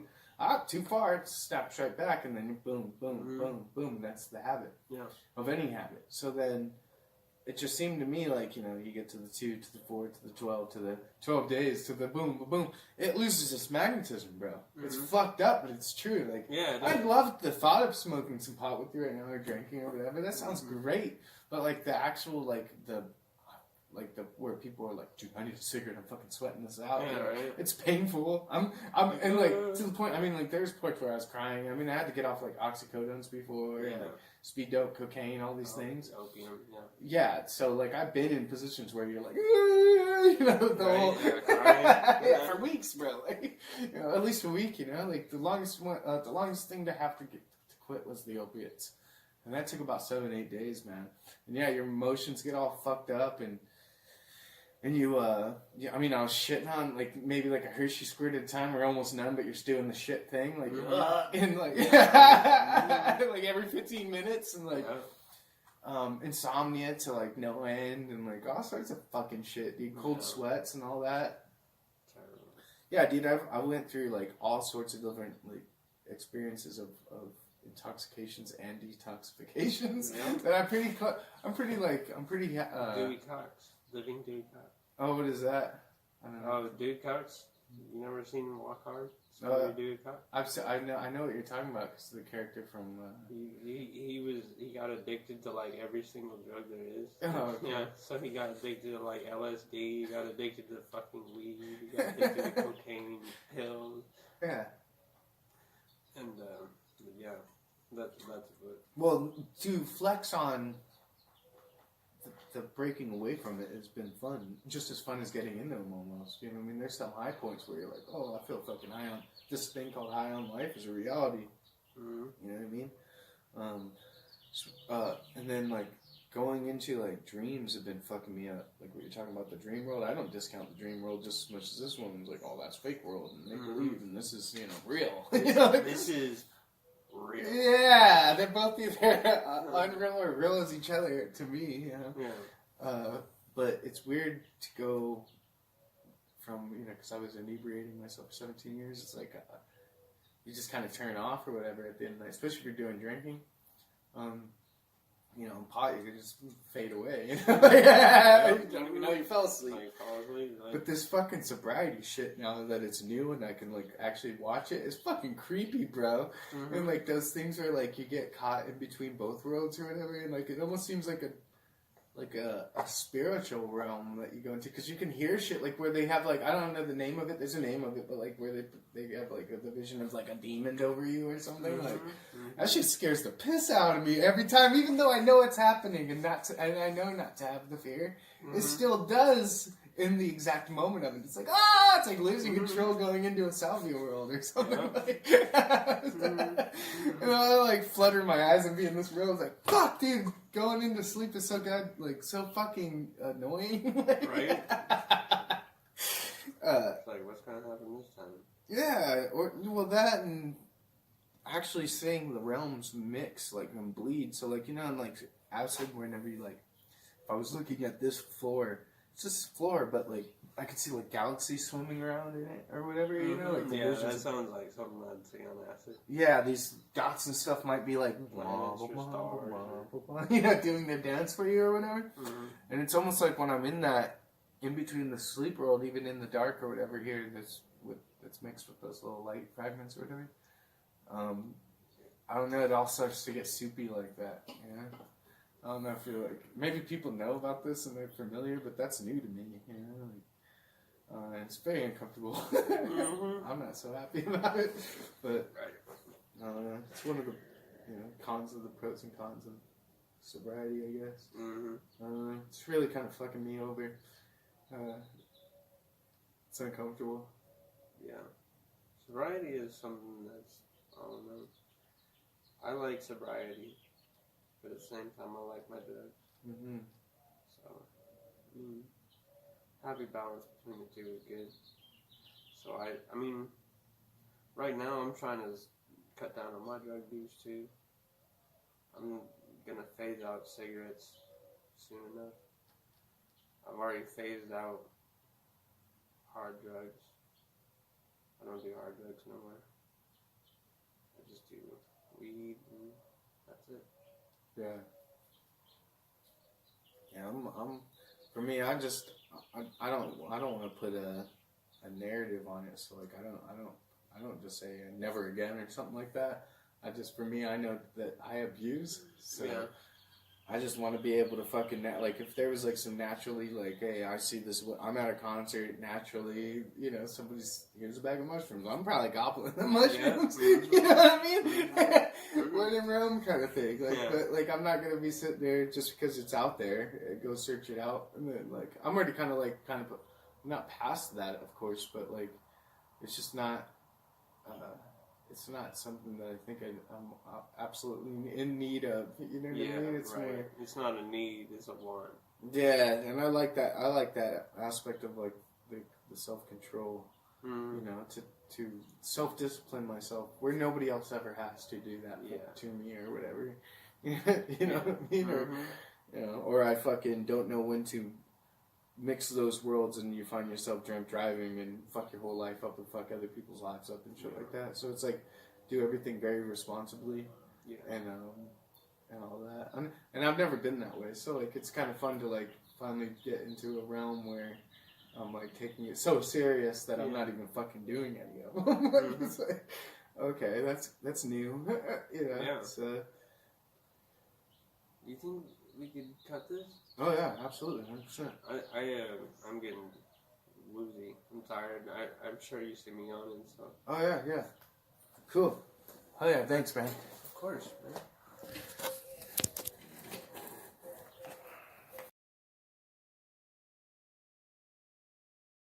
I was saying something. I can't remember. You were talking about the pain. Oh. To become a deity, any form of deity, you have to endure a lot of pain because pain will change you, and it sort of reminds me of a book called The Crucible. And what a crucible is it's like a kettle that people would put metal into, and they would just heat it up as hot as they could get it. They would heat it up, keep heating it up, and it's called a crucible because anything is going to melt in there. Any metals are going to melt. So the last thing to melt is going to be, like, that's what they're going to cast. You know, that's what they're going to use to cast or whatever. I don't remember the exact purpose of a crucible, but I just know that it's something that heats metals. And that made me think of, like, maybe that like, a crucible for, like, a person would be something like that marine run where they do, like, 80 miles over 2 days. And they have to, like, run on blisters. Yeah. You know, so they have to endure the pain. So that makes them more, like, it makes them more powerful because they realize that they can endure that. It's that mind over matter then. They can endure that pain, yeah. That kind of reminds me of that Doors when it's like, break on through to the other side. Like, yeah. What does that even mean? It's probably that. Yeah. Which is like, for me, the fucking body the way it is, like, it's weird to hear, like, see somebody like, oh, I got lower back pain, so I'm on these opiates. Yeah. Like, Right. Hey, what the fuck? Like, you don't have to. Like, you could sit there. For me, like, pain is like the way that I seem to have worked my way through it is like, it's like the vision of the Hulk.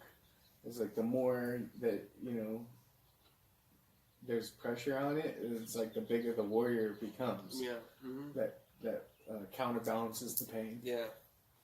So that's kind of like maybe what you're saying. That's kind of like the way that I see that. Like what I was saying it, like the guy who sits there and kicks the tree over and over, and then you get into a kick fight and he just breaks the shit out of you. Like, yeah, he like breaks your face. Like, well, yeah, because it's not like he fucking had a great time fucking learning that. It was just like what you said, pain was the path. It was just what he did to, like, repeat, you know. What a mind fuck. Right? Mm-hmm. There's another thing about, like, heartbreak, love heartbreak or whatever. Like, I was with this chick, you know, 5 years, a bunch of chicks, but, like, different heartbreaks hurt differently. Yeah. And then there's the one where it's like, oh no, life is over. Like, there's no reason to go on. Right? Yeah. This is too much pain. Yeah. And it does. I mean, I'm in pain over to this very moment, yeah. to a certain extent. But there's then I look at other people's relationships, and like you see another man going through it, or like for his or a woman going through it for their first time. Right. Like, hands up, it's over. You know, like I'll never. And like it's just like all of the middle schoolers like, I'm gonna kill myself. Yeah, that's what I'm saying. It's like, you just like, this is good for you. Like it's not good, but it's like, it's almost like because like it's a fine line of like people want to say like, the abused want to like abuse other people, like, you know what I mean, like, or something like that. Like people just like want, if you're feeling shitty, you want somebody else to feel shitty. It's not that. It's more like, for me, it's almost like, dude, you don't even, like, if they haven't been through that, it's like, you don't even fucking know. You don't even know, like, you don't know what it's you like. don't even know what you're talking about. Like, or like, you know, like, you'll see something like a new Facebook message, like, we're in a relationship. And you're like, see you in 3 years when you're crying about this shit. Like, yeah, right. I can't like this. This is the person that's going to hurt you one day. Right? Yeah, exactly. They're going to hurt you. Little did you know. I can already see it. Yeah. Which is kind of a certain jadedness aspect that, like, I don't know. I hope that I'm not, you know, like they talk about a scorned human being. Like, there's probably a certain bitterness to it, but there's also a wisdom to it. Like, so the next time I go to get into a relationship, it's like the real deal, you know. Like normally, like children or like young adults or whoever or whatever. Actually, I guess it has nothing to do with that. It would just be like experience or whatever. It's like, you just kind of are playing, you know. It's like, oh, you like me? I like you. Let's just do this. We're doing this thing, you know. Like, you know, I was thinking about something today, and this was at a time like I was like jobless, and I was just kind of like I was having a midlife crisis, if you will. Like I basically quit both my jobs. I quit the job that we had at Times Square, and then I was just like I met this one stripper, basically, and she was really cool. Like at first, like we met on Facebook, and like I remember I went to see her one time up in Payson at her work, and then like I don't know, from then on we just became like friends. And I remember like one day I went up to see her, and like I was really really tired. Like I was really really tired. Like when I got up there, like I don't know why I even drove up there, because like I guess I wanted to see her, but I was really fucking tired. But I remember just being so happy to see her. Like I was just like being so happy to like be on my way to see this girl, even though like she wasn't like anybody special to me. She wasn't like a girlfriend or someone who I was considering to be a girlfriend. But I just remember that, and I was like, I wish I could have that feeling like all the time, like in a relationship, like that would be my ideal relationship. Like I was like that, remembering that feeling of just like being so like really happy, and she was very happy to see me too. Like she was like, it was very very reciprocated. Like she like she thought I was really cool too. So it like we were like, I don't know, it was like we had been like we didn't really know each other that well, but like it felt like we knew each other a lot better. Like we were like some kind of connection, some like friends or something. But I just wish that I could, like, if there was any kind of relationship that I could have, I wish it would be like that. You know what I mean? That's what I was thinking about. That's what that reminded me of. Oh yeah. Yeah, I don't even know. For me, I just completely let go. I just let go now at this point. Like after the last one. Yeah. Like I was just like, whatever. If it happens, it happens. If not, whatever. You know what I mean? Like I'm trying to be more about my like. So I have like two versions. The ultimate version where none of this even matters. Like, right. I like. And then the other version too, where you are this human with a human name and a social security card. Like I call it the. So for me, I call it the paper version of myself. So like if you read me on paper or whatever, how people have to digest this, seeing personality and like. God, I don't even know. Like my Facebook is so terrible, bro. Like I've posted the most obnoxious, like offensive things to some people. Like I'm pretty sure, like I wouldn't want everyone reading my life. Right. Well, if you look at like me on paper, that's what I'm trying to say. You went to school here and you had this experience and you had owned that kind of car. You know what I mean? This is like that's the paper version of you. Yeah. It has nothing to do with the reality of who you are. Of course. So for me, I'm trying to like fix some more of that paper version of myself instead of like getting with somebody. Mm-hmm. You know what I mean? Like I think that's kind of like a secondary thing at this moment.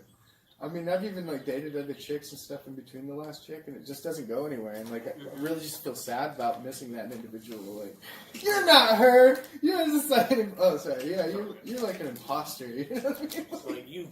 It's like you're not the real Mr. Krabs. Yeah, man. Like you're just in the place of this person that's missing. You know what I'm saying? You're a placeholder. Well, yeah, which is sad, man. Like.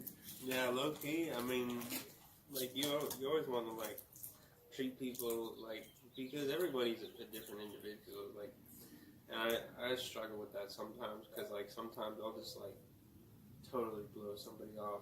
But you know what? I think about it sometimes. Like, I like it when people don't like me sometimes. You know what I mean? I like it because I know they're gonna leave me alone. You know what I mean? Like, so it's like I just. Like having people that don't like me around. You know what I mean? Like, if you know what I'm saying, like I do. Because it's I don't know. I just think that I don't know because because like maybe other people are like that too, and they don't like it.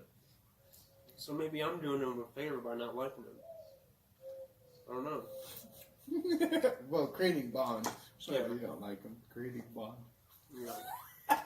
I believe in it. Because there's different ways, you know. You can see like dudes and guys like goggling over each other, or passing someone and they got their horse blinders on, like, fuck you. It's not like a negative thing. It's just like nothing's gonna go on here, you know? And letting you know it's a lack of interest. Yep. I've heard people like, you know, for me, so I was like growing my hair like a bum basically on purpose. Mm-hmm. And then they say like chicks will get like fat or whatever on purpose to like what you said, like repel interest. Yeah. Or where like they're not married, Oh, but they'll wear a wedding ring. Like victims of sexual assault. Yeah, They'll put on weight. Yeah, or put on a wedding ring and they're not married to like it deflects a certain amount of interest. Yeah. So what you said, like you said, I guess other people are like that 100%. Like, the fuck? True.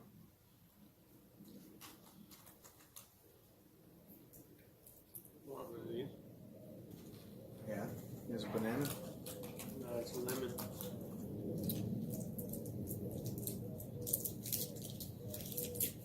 Yeah, these are pretty good. Yeah, these are really good. Like, they're really juicy. I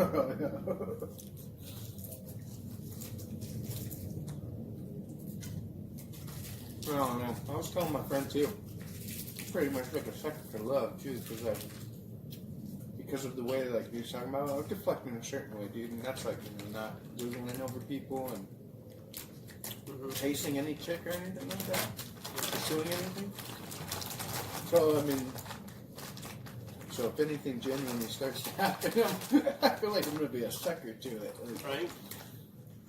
I really like you. It's like, oh shit, you're catching me in your web.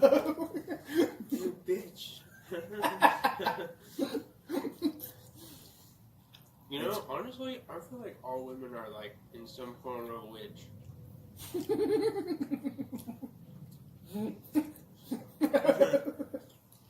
Well, then you'd have us as a wizard or some sort. In that, True. In that analogy. Because you can. That's why, like, they do those social experiments, like, you know, if you have all this charisma and you're presenting yourself well manicured and everything like that, you're making those people pick up on cues that they can't really get out of. You know what I mean? Get yourself a 6-pack, a nice car, and smell real good and be very friendly to a chick. You just gave her all the signs to why she should be attracted to you. Yeah. You know what I mean? It's almost out of their control at that point. Right? I mean, and you know, it's so funny because like when I go out in public, you know, oftentimes I'll just wear whatever. I don't give a fuck what I look like. You know, I just kind of go out in public and everyone has to deal with it. When I do get dressed up, people treat me differently. Like, I notice it. I notice the difference. I'm like, yeah, I'm dude, just isn't like, that weird? like, cause I can clean up pretty good. You know, I can like look nice. Like, I can look pretty good. So when I go out in public, like, it's like everyone's like a little bit extra perkier. They're like looking at me a little bit longer. They're like smiling. You know what I mean? Like, yeah, man. But when I go out in public normally, like when I just wear whatever, everyone's kind of just like, they'll just like look at me once and then they kind of like look away. They'll just be like, oh, whatever. See, I think there's like an art of attraction right there. You know what I mean? That's the art of attraction type thing. Is what you're putting out, you're going to receive. You know what I mean? So like, you know, clearly I don't care today, and you, like we said, they have to deal with it. You know? Like, Yeah, they have to deal with it. Clearly I'm disheveled. Like, of course you're going to be treated like a disheveled person. It makes sense. Yeah. Oh, that's kind of how I feel about that in particular subject. Because, like, for me, most of my life, I was on purpose trying to do, like, I mean, some of the early people are music idols, like Sublime or Kurt Cobain, or, you know what I mean? And so you're like, oh, I want that long hair, you know, and I want to stick out my gut, and who gives a fuck? You know what I mean? Like, right. I admire that in those humans. I'm going to do that now. Right. But then you start getting, like, that maybe different result. I wouldn't even say it's undesired, but yeah, you'd see the difference between that and doing the cleaned up version where it's like, oh, hey, sir. It's like, what the fuck? I'm the same person as that person. All of a sudden, I'm a sir here? What the fuck happened here? I'm a sir here? Like, hold on a minute. You know? Like, that's so... I only call my dad that. Yeah, man. I think it's like... I think it's that, man. Like... Same thing as like if you smile at somebody, you know what I mean? That's what's cool about like seeing the outside of the body as your inside of your body. Like if you take claim and ownership over it, it's like whenever I do, or for anybody does anything good or kind to the world outside of them, they're changing the actual world, man. Like if you sit there and hold up a door at QT, that's just normal. That's normal conduct. Well, some nice guy or girl from the other part of the planet or wherever they're at can't do that because that's not where they are. So like you're where you're supposed to be doing. If you're doing that positive attitude, caring and loving, that's the best thing for the outside because I can't fucking be there for you to do that. Yeah, I'm doing my thing over here. So like it's like very important to be that way because you're making the life better. So when you're walking, don't expect that. Like why didn't that person even like look at me and smile? Like what the fuck's wrong with them? You know what I mean? Like wait, no, it's actually your initiative. Like. Because they're doing the same thing you're doing. It's like probably just like because you're mean-mugging each other or whatever. You know? Right. But if you just smile, you know, and wave, they're not gonna just be more like thrown off. They're gonna be like, oh, you know what, hey, you know, like whatever, you know. But it's like that split second. And like I think that those things are like, I don't know. They seem to be very powerful. Like, you know, like I've noticed one thing. Like I'm kind of socially awkward. Like, I'm an introvert, and, like, for most, I would say I lived I had a sheltered childhood.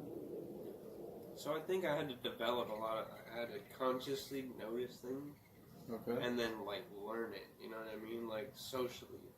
Okay. And one thing I've noticed is, like, when someone laughs, to just fake a laugh is better than just, like, stare like this, like, you know what I mean? Like, just I laugh all constantly. You know what I mean? Pressure, yeah. So like, and like, cause like one of the things like I won't like fake a laugh most of the time, but like sometimes I'll try and just force myself to just fake a laugh, just be robotic, just to kind of like just to like not sound like I'm just like because instead of just being like, you know what I mean, just looking at you like. At least I'll be like, you know what I mean? Like, I'm constant. That's all my shit. Like, that's how I acclimate to the world. You know what I mean? Oh, yeah, that's interesting as shit, right? Okay, I'm like envious of your job right now. That sounds like really chill way to make some money right now. Like just go pick up some trash for 2 hours and come home. Yeah, it's pretty cool. I'm doing it with an app, so like, I don't have to have anybody talking to me or anything. I just turn on a podcast or some music. Nice. I know, that's like super simple stuff. Like super simple, dude. Yeah. And that reminds me of a job I had. I used to clean up roofs, like people's roofs. I would just like it was in Litchfield Park where there's a bunch of like pine trees. You know, with pine needles, pine cones. Like clean out gutters and shit? Clean out gutters. And they have flat roofs. And like those leaves would get on the roof and dust and shit. And like sometimes when it would rain, the roofs would get flooded. Like they would just get flooded with water. I would have to go out there and unclog it. I remember one time I did take video of it. Like there was about a foot of water on this person's roof. I had to like take my shoes off to even get on the roof. Like, you know, or else my shoes got all wet. I didn't want to get my shoes wet. So it was summertime, so I just went up barefoot. Sounds hot. But yeah, it was a foot of water on this person's roof. So I had to unclog it. I had to take, unplug the drain. That was such a fun job because I would make like $20. Yeah, and it would only be for about an hour. You know what I mean? Yeah. See, I'm kind of trying to put myself into that. What you just said, a whole bunch of different ones like that. Yeah, that's hopefully. That's fun stuff. That's just like easy stuff. Yeah, come do this thing. You know, like Take off, come do that thing. actually that's kind of like this one job I had. I had this one job where I was a canvasser. A what? I was a canvasser, so I would go to people's neighborhoods, and I would just I had a iPad, and I would just have a list of addresses, names of voters, and I would go to their house and ask them if they supported Planned Parenthood. Just simple, like 3 questions, like, you know, that was it. And then I would go on the iPad and list their answers. How much are they paying for you that? I think my phone's ringing. Oh yeah, go ahead, man.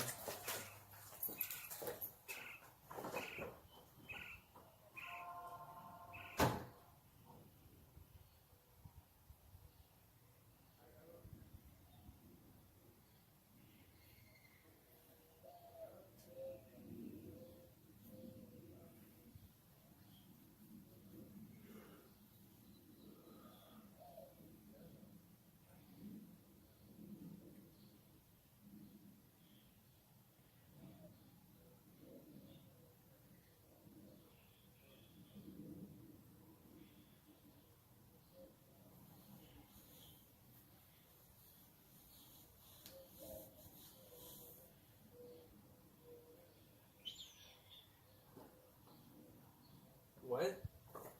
Anyway,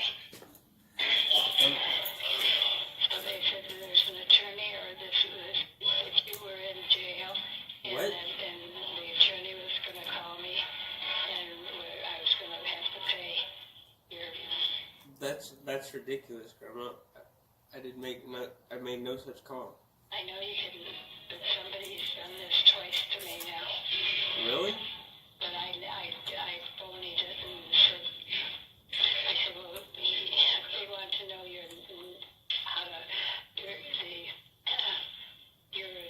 name and how you printed it or whatever it was. And I said, well, you should know that. Yeah, they should know that. He hung up. So the phony, he wanted money. That's terrible.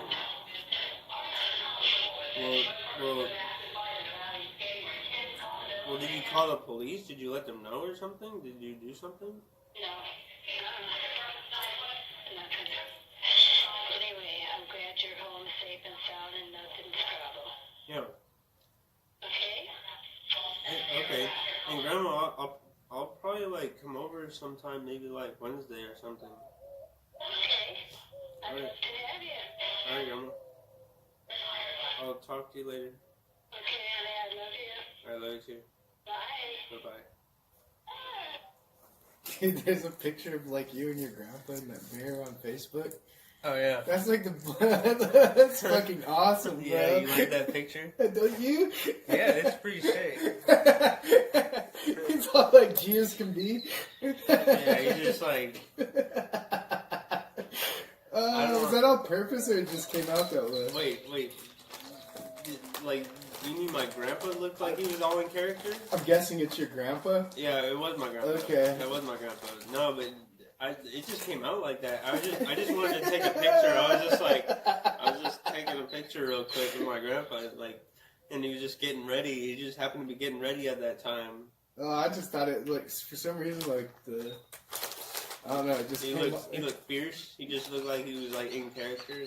Oh, no, I don't know, like, just like a gangster or something. Yeah. Kind of came up with, like, cholo look or something, like. Oh. You know how, like, they do, like, Yeah. they're just there. It's not like, it doesn't look fake. It doesn't look like it was posed. Oh, no. It looks organic, but, like, that's what makes it look cool. It's like, oh, this is some G shit. It looks gangster, yeah. It's some it has a G gangster look Let me to it. pull that up. I thought that was interesting. I'm gonna pull that up. I mean, here I am remembering it, so, you know what I mean? That's so funny. Like, I have, like, honestly, like, they gotta put my, like, social media in a museum, bro. I'm just kidding. They gotta put my Facebook in a museum. Cause, like, oh my gosh, like, this thing is fucking 9 years old. My Facebook is 9 years old. Oh, yeah, I have the pictures. I have that picture. Yeah, I guess it's the cock neck and. Oh, you know what I mean? Yeah. That's yeah, he's just like, "What's up, bitch?" Yeah. What's up? Yeah. Yeah, a lot of times when people take those mirror pictures, it looks like, it's on purpose. Yeah. So, Yeah. Dang, dude, that's raw right there. Bro, I know what you're talking about now. I never noticed that until No? now. Oh, dude, when the very first time, I was like, dude, this picture's a piece of art, dude. Like, You're just like, "What's up? What's up?" Hell yeah. It looks like he's ready to fight or something. Yeah. Like moving his hand. Like, you can see his other hand is like the one that's moving. Yeah, man. Yeah, he was just getting ready. Right? He was just getting ready. I just took a picture. That's cool, Yeah, man. Yeah, cool. you captured a piece of reality now, like that. Yeah. The concept of it. I know, The right? authenticness of it. Yeah. You know, I have to say, I've had fun. Oh, yeah. I've had fun, in my life, I've had fun. I've found ways to make fun. If it was if I was making memes, I used to make memes on Facebook. Put them on Facebook. Mm-hmm. Just, I've always found a way to have fun, I think. What's some of the other art projects that you have in mind, if any? Honestly, sometimes I think about vaporwave.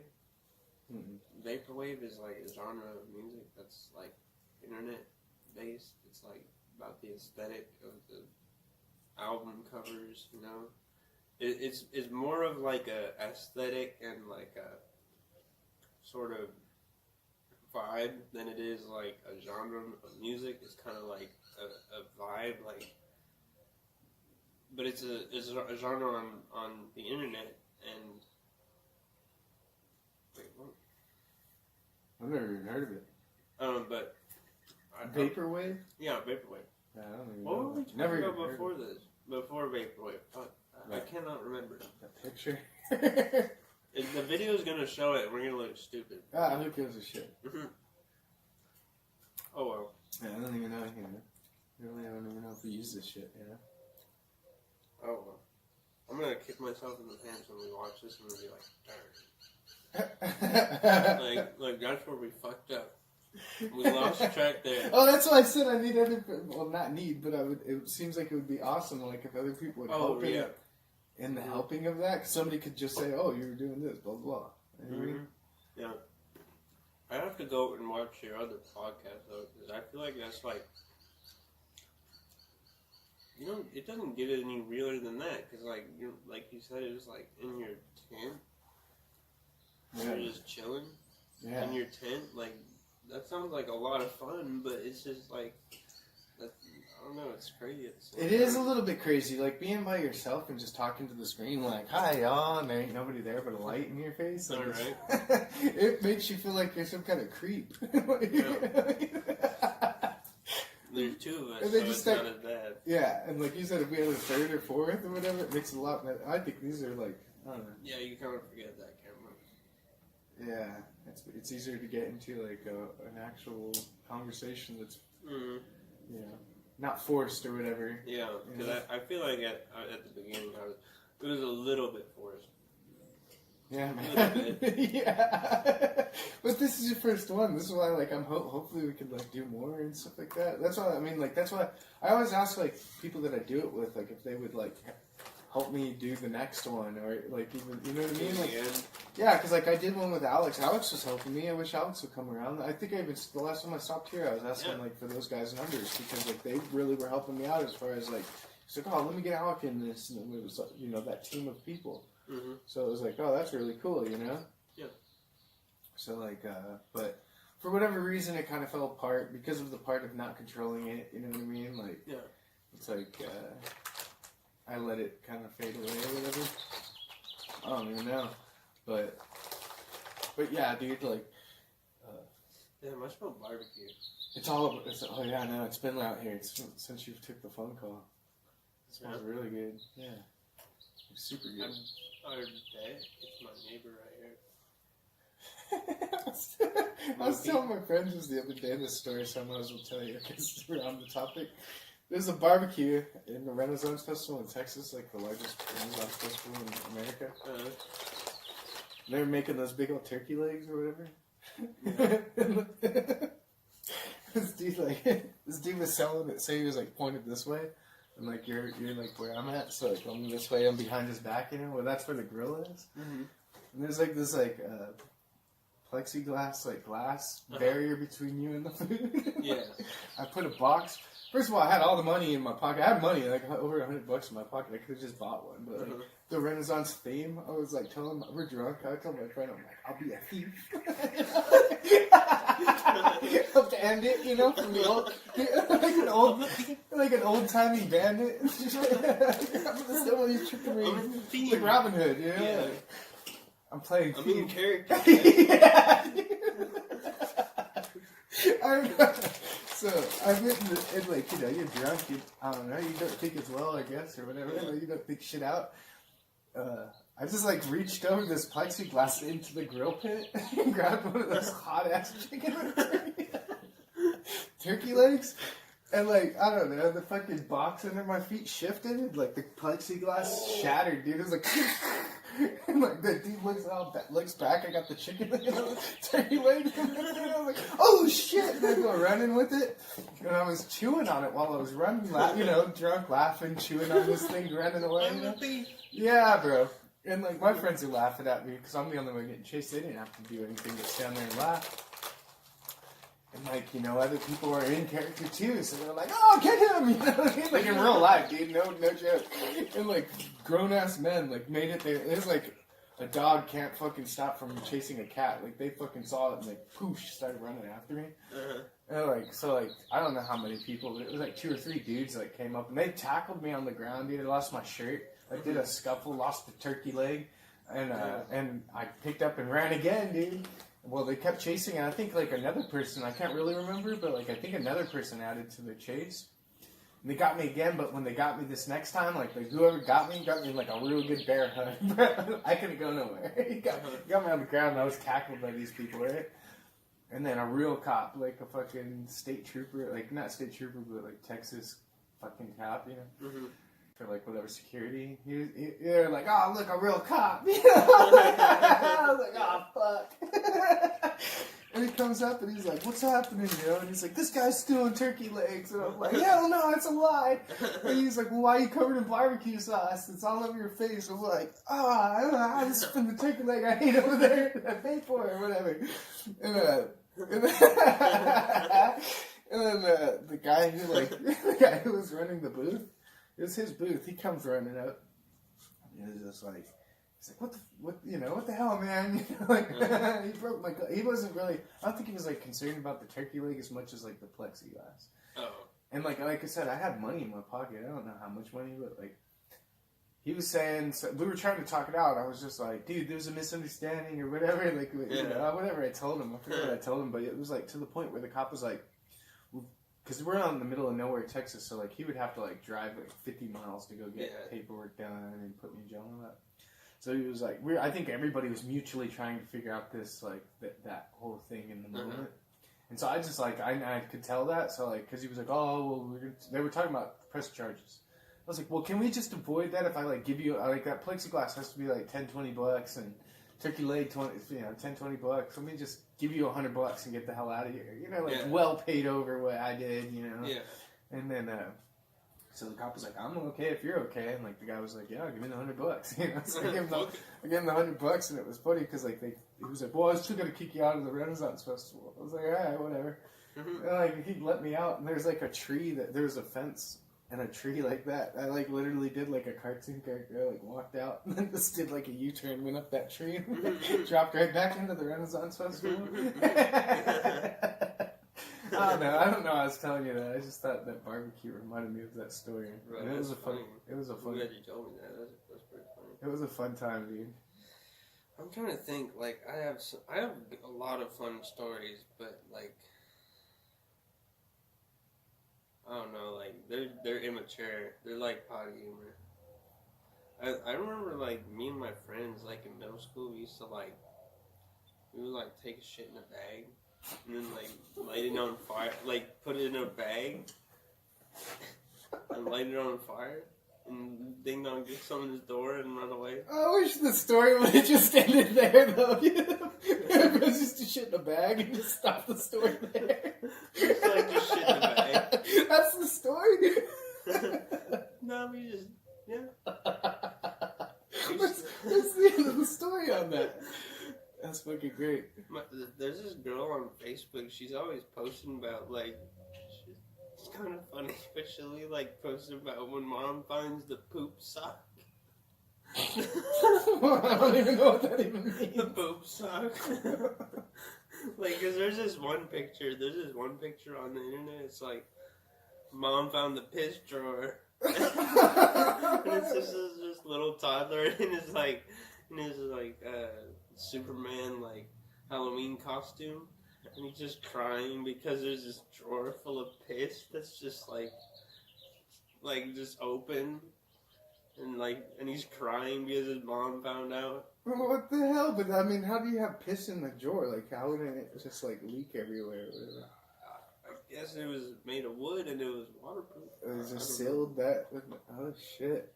So it's just like piss It's real? sitting in a drawer, just like he just opens it up and pisses in it.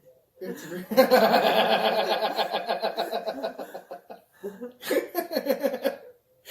That's awesome. And then the poop version of that would be the poop sock. I don't know, man. When mom finds the poop sock. I remember one time with this leg, I had to fucking shit in one of those like makeshift little shit. Fuck, I don't know what they're called. Yeah. Shit pan or whatever. Yeah. Bedpan. Yeah. So I was shitting in a bedpan, and the nurses were all like, "Oh, just go to bed." And they were in the room. I'm like, "No, you gotta leave," you know, like. No. I was like hanging like cliffhanger on one of the things. So when you take a bunch of medicines in the hospital, you get like hardcore constipation, bro. Yeah. Like to the point where like your dookie don't even come out. It's like fucking little hard rock balls and shit, right? Mm-hmm. We were talking about like, hey, we're gonna have to go manually to get your shit because I wasn't shitting, dude, for like 2 days or whatever it was. Mm-hmm. They were talking about going in and scooping it out. Okay. So I was like, yeah, dude. So I told them, I was like, hey, let me get a shot at it first. You know? So I'm up there and I'm like cliffhangering because I was broke, dude, and like I was like fucking broken. Like my hip was shattered and the leg was like fucked. So like I was like hanging there like that. I'm like scooping these dookies out.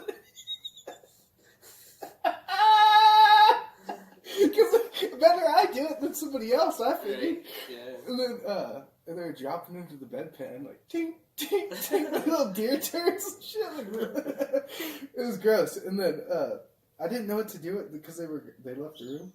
I had to call her in at the end. She said, "When you're done, tell me and we'll get rid of it." You know. And I fucking got done.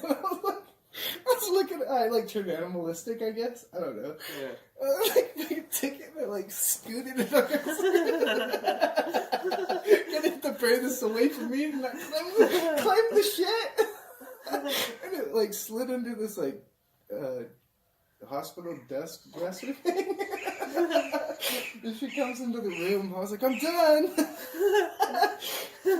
She comes walking in looking for the turd. She's like, "Where's it at?" I'm all like, "I'm over here." Like a king, like I'm your king. There's my doo-doo. Go pick up my doo-doo. It's far away from me now at this point. You uncultured swine. Yeah, dude. That's fucking awesome. I am your king.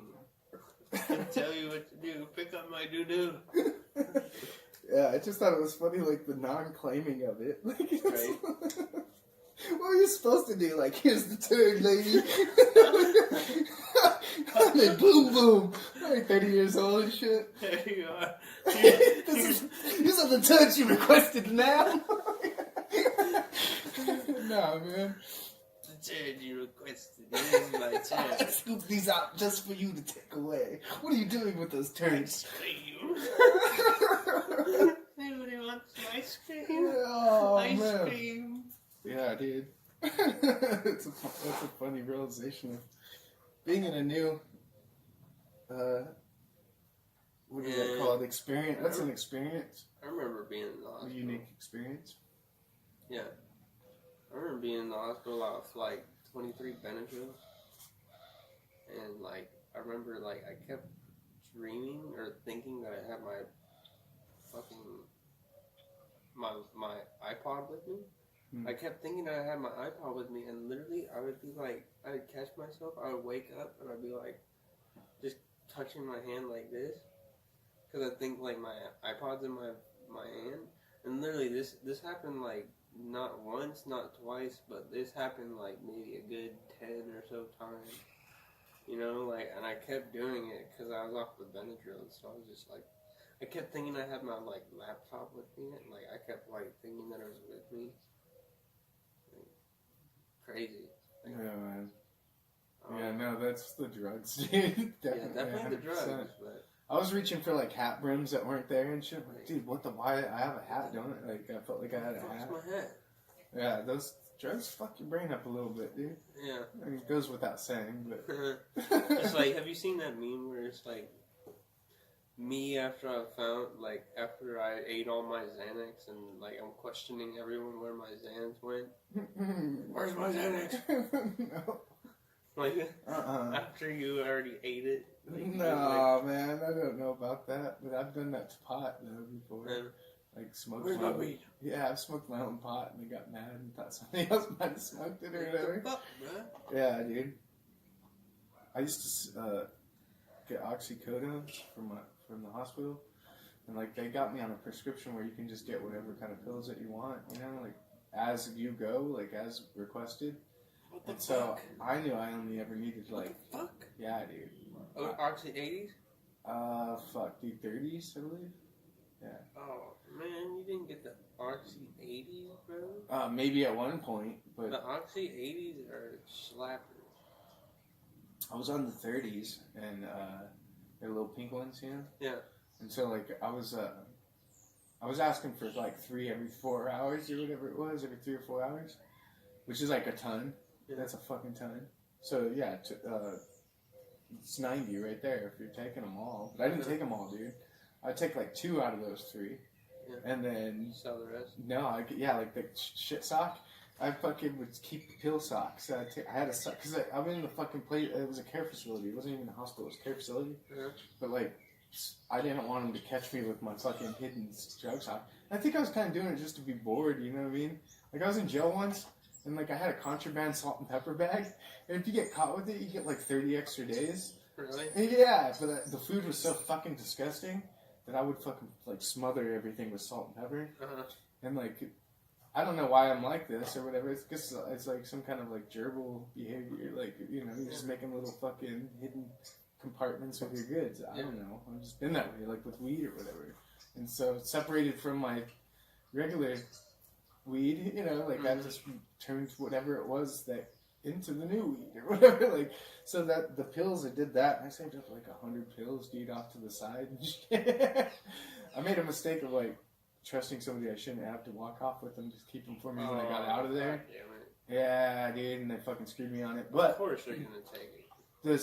the salt and pepper was fucking hilarious because I told one of my friends, and like, this dude was just like, you're the dumbest motherfucker. Like, just because it's real 30 days in real jail if you get caught with it. Uh-huh. And that in particular person got caught with a jelly packet from Denny's, which is like how you get Denny's shit, you know, which means that you must have got it from a staff member, which is like complete, like almost like a felony in there. Oh, yeah?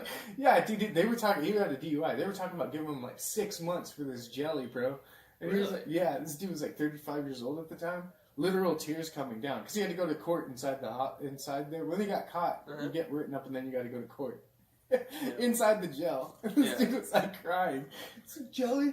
Fucking jelly, dude? I was like, hey, bro, why did you do it?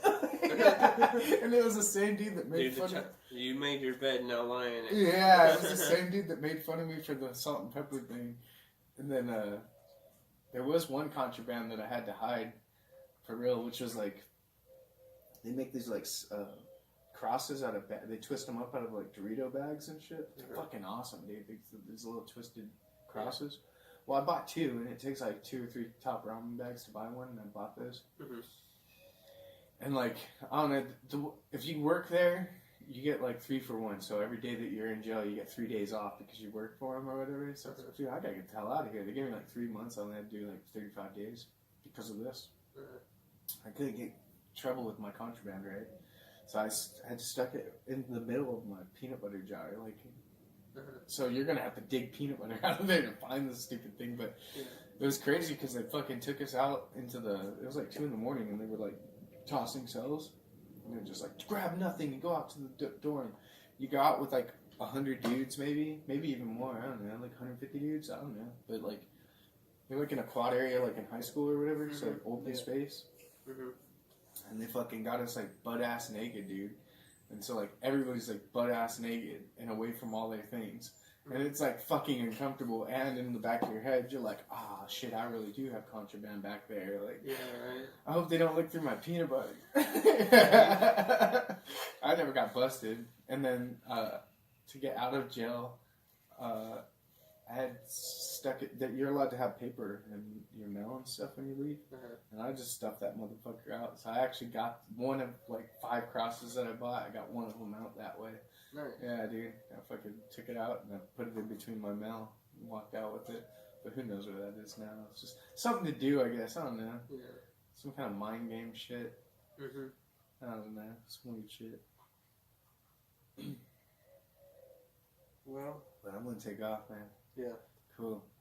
Sounds good. Hell yeah.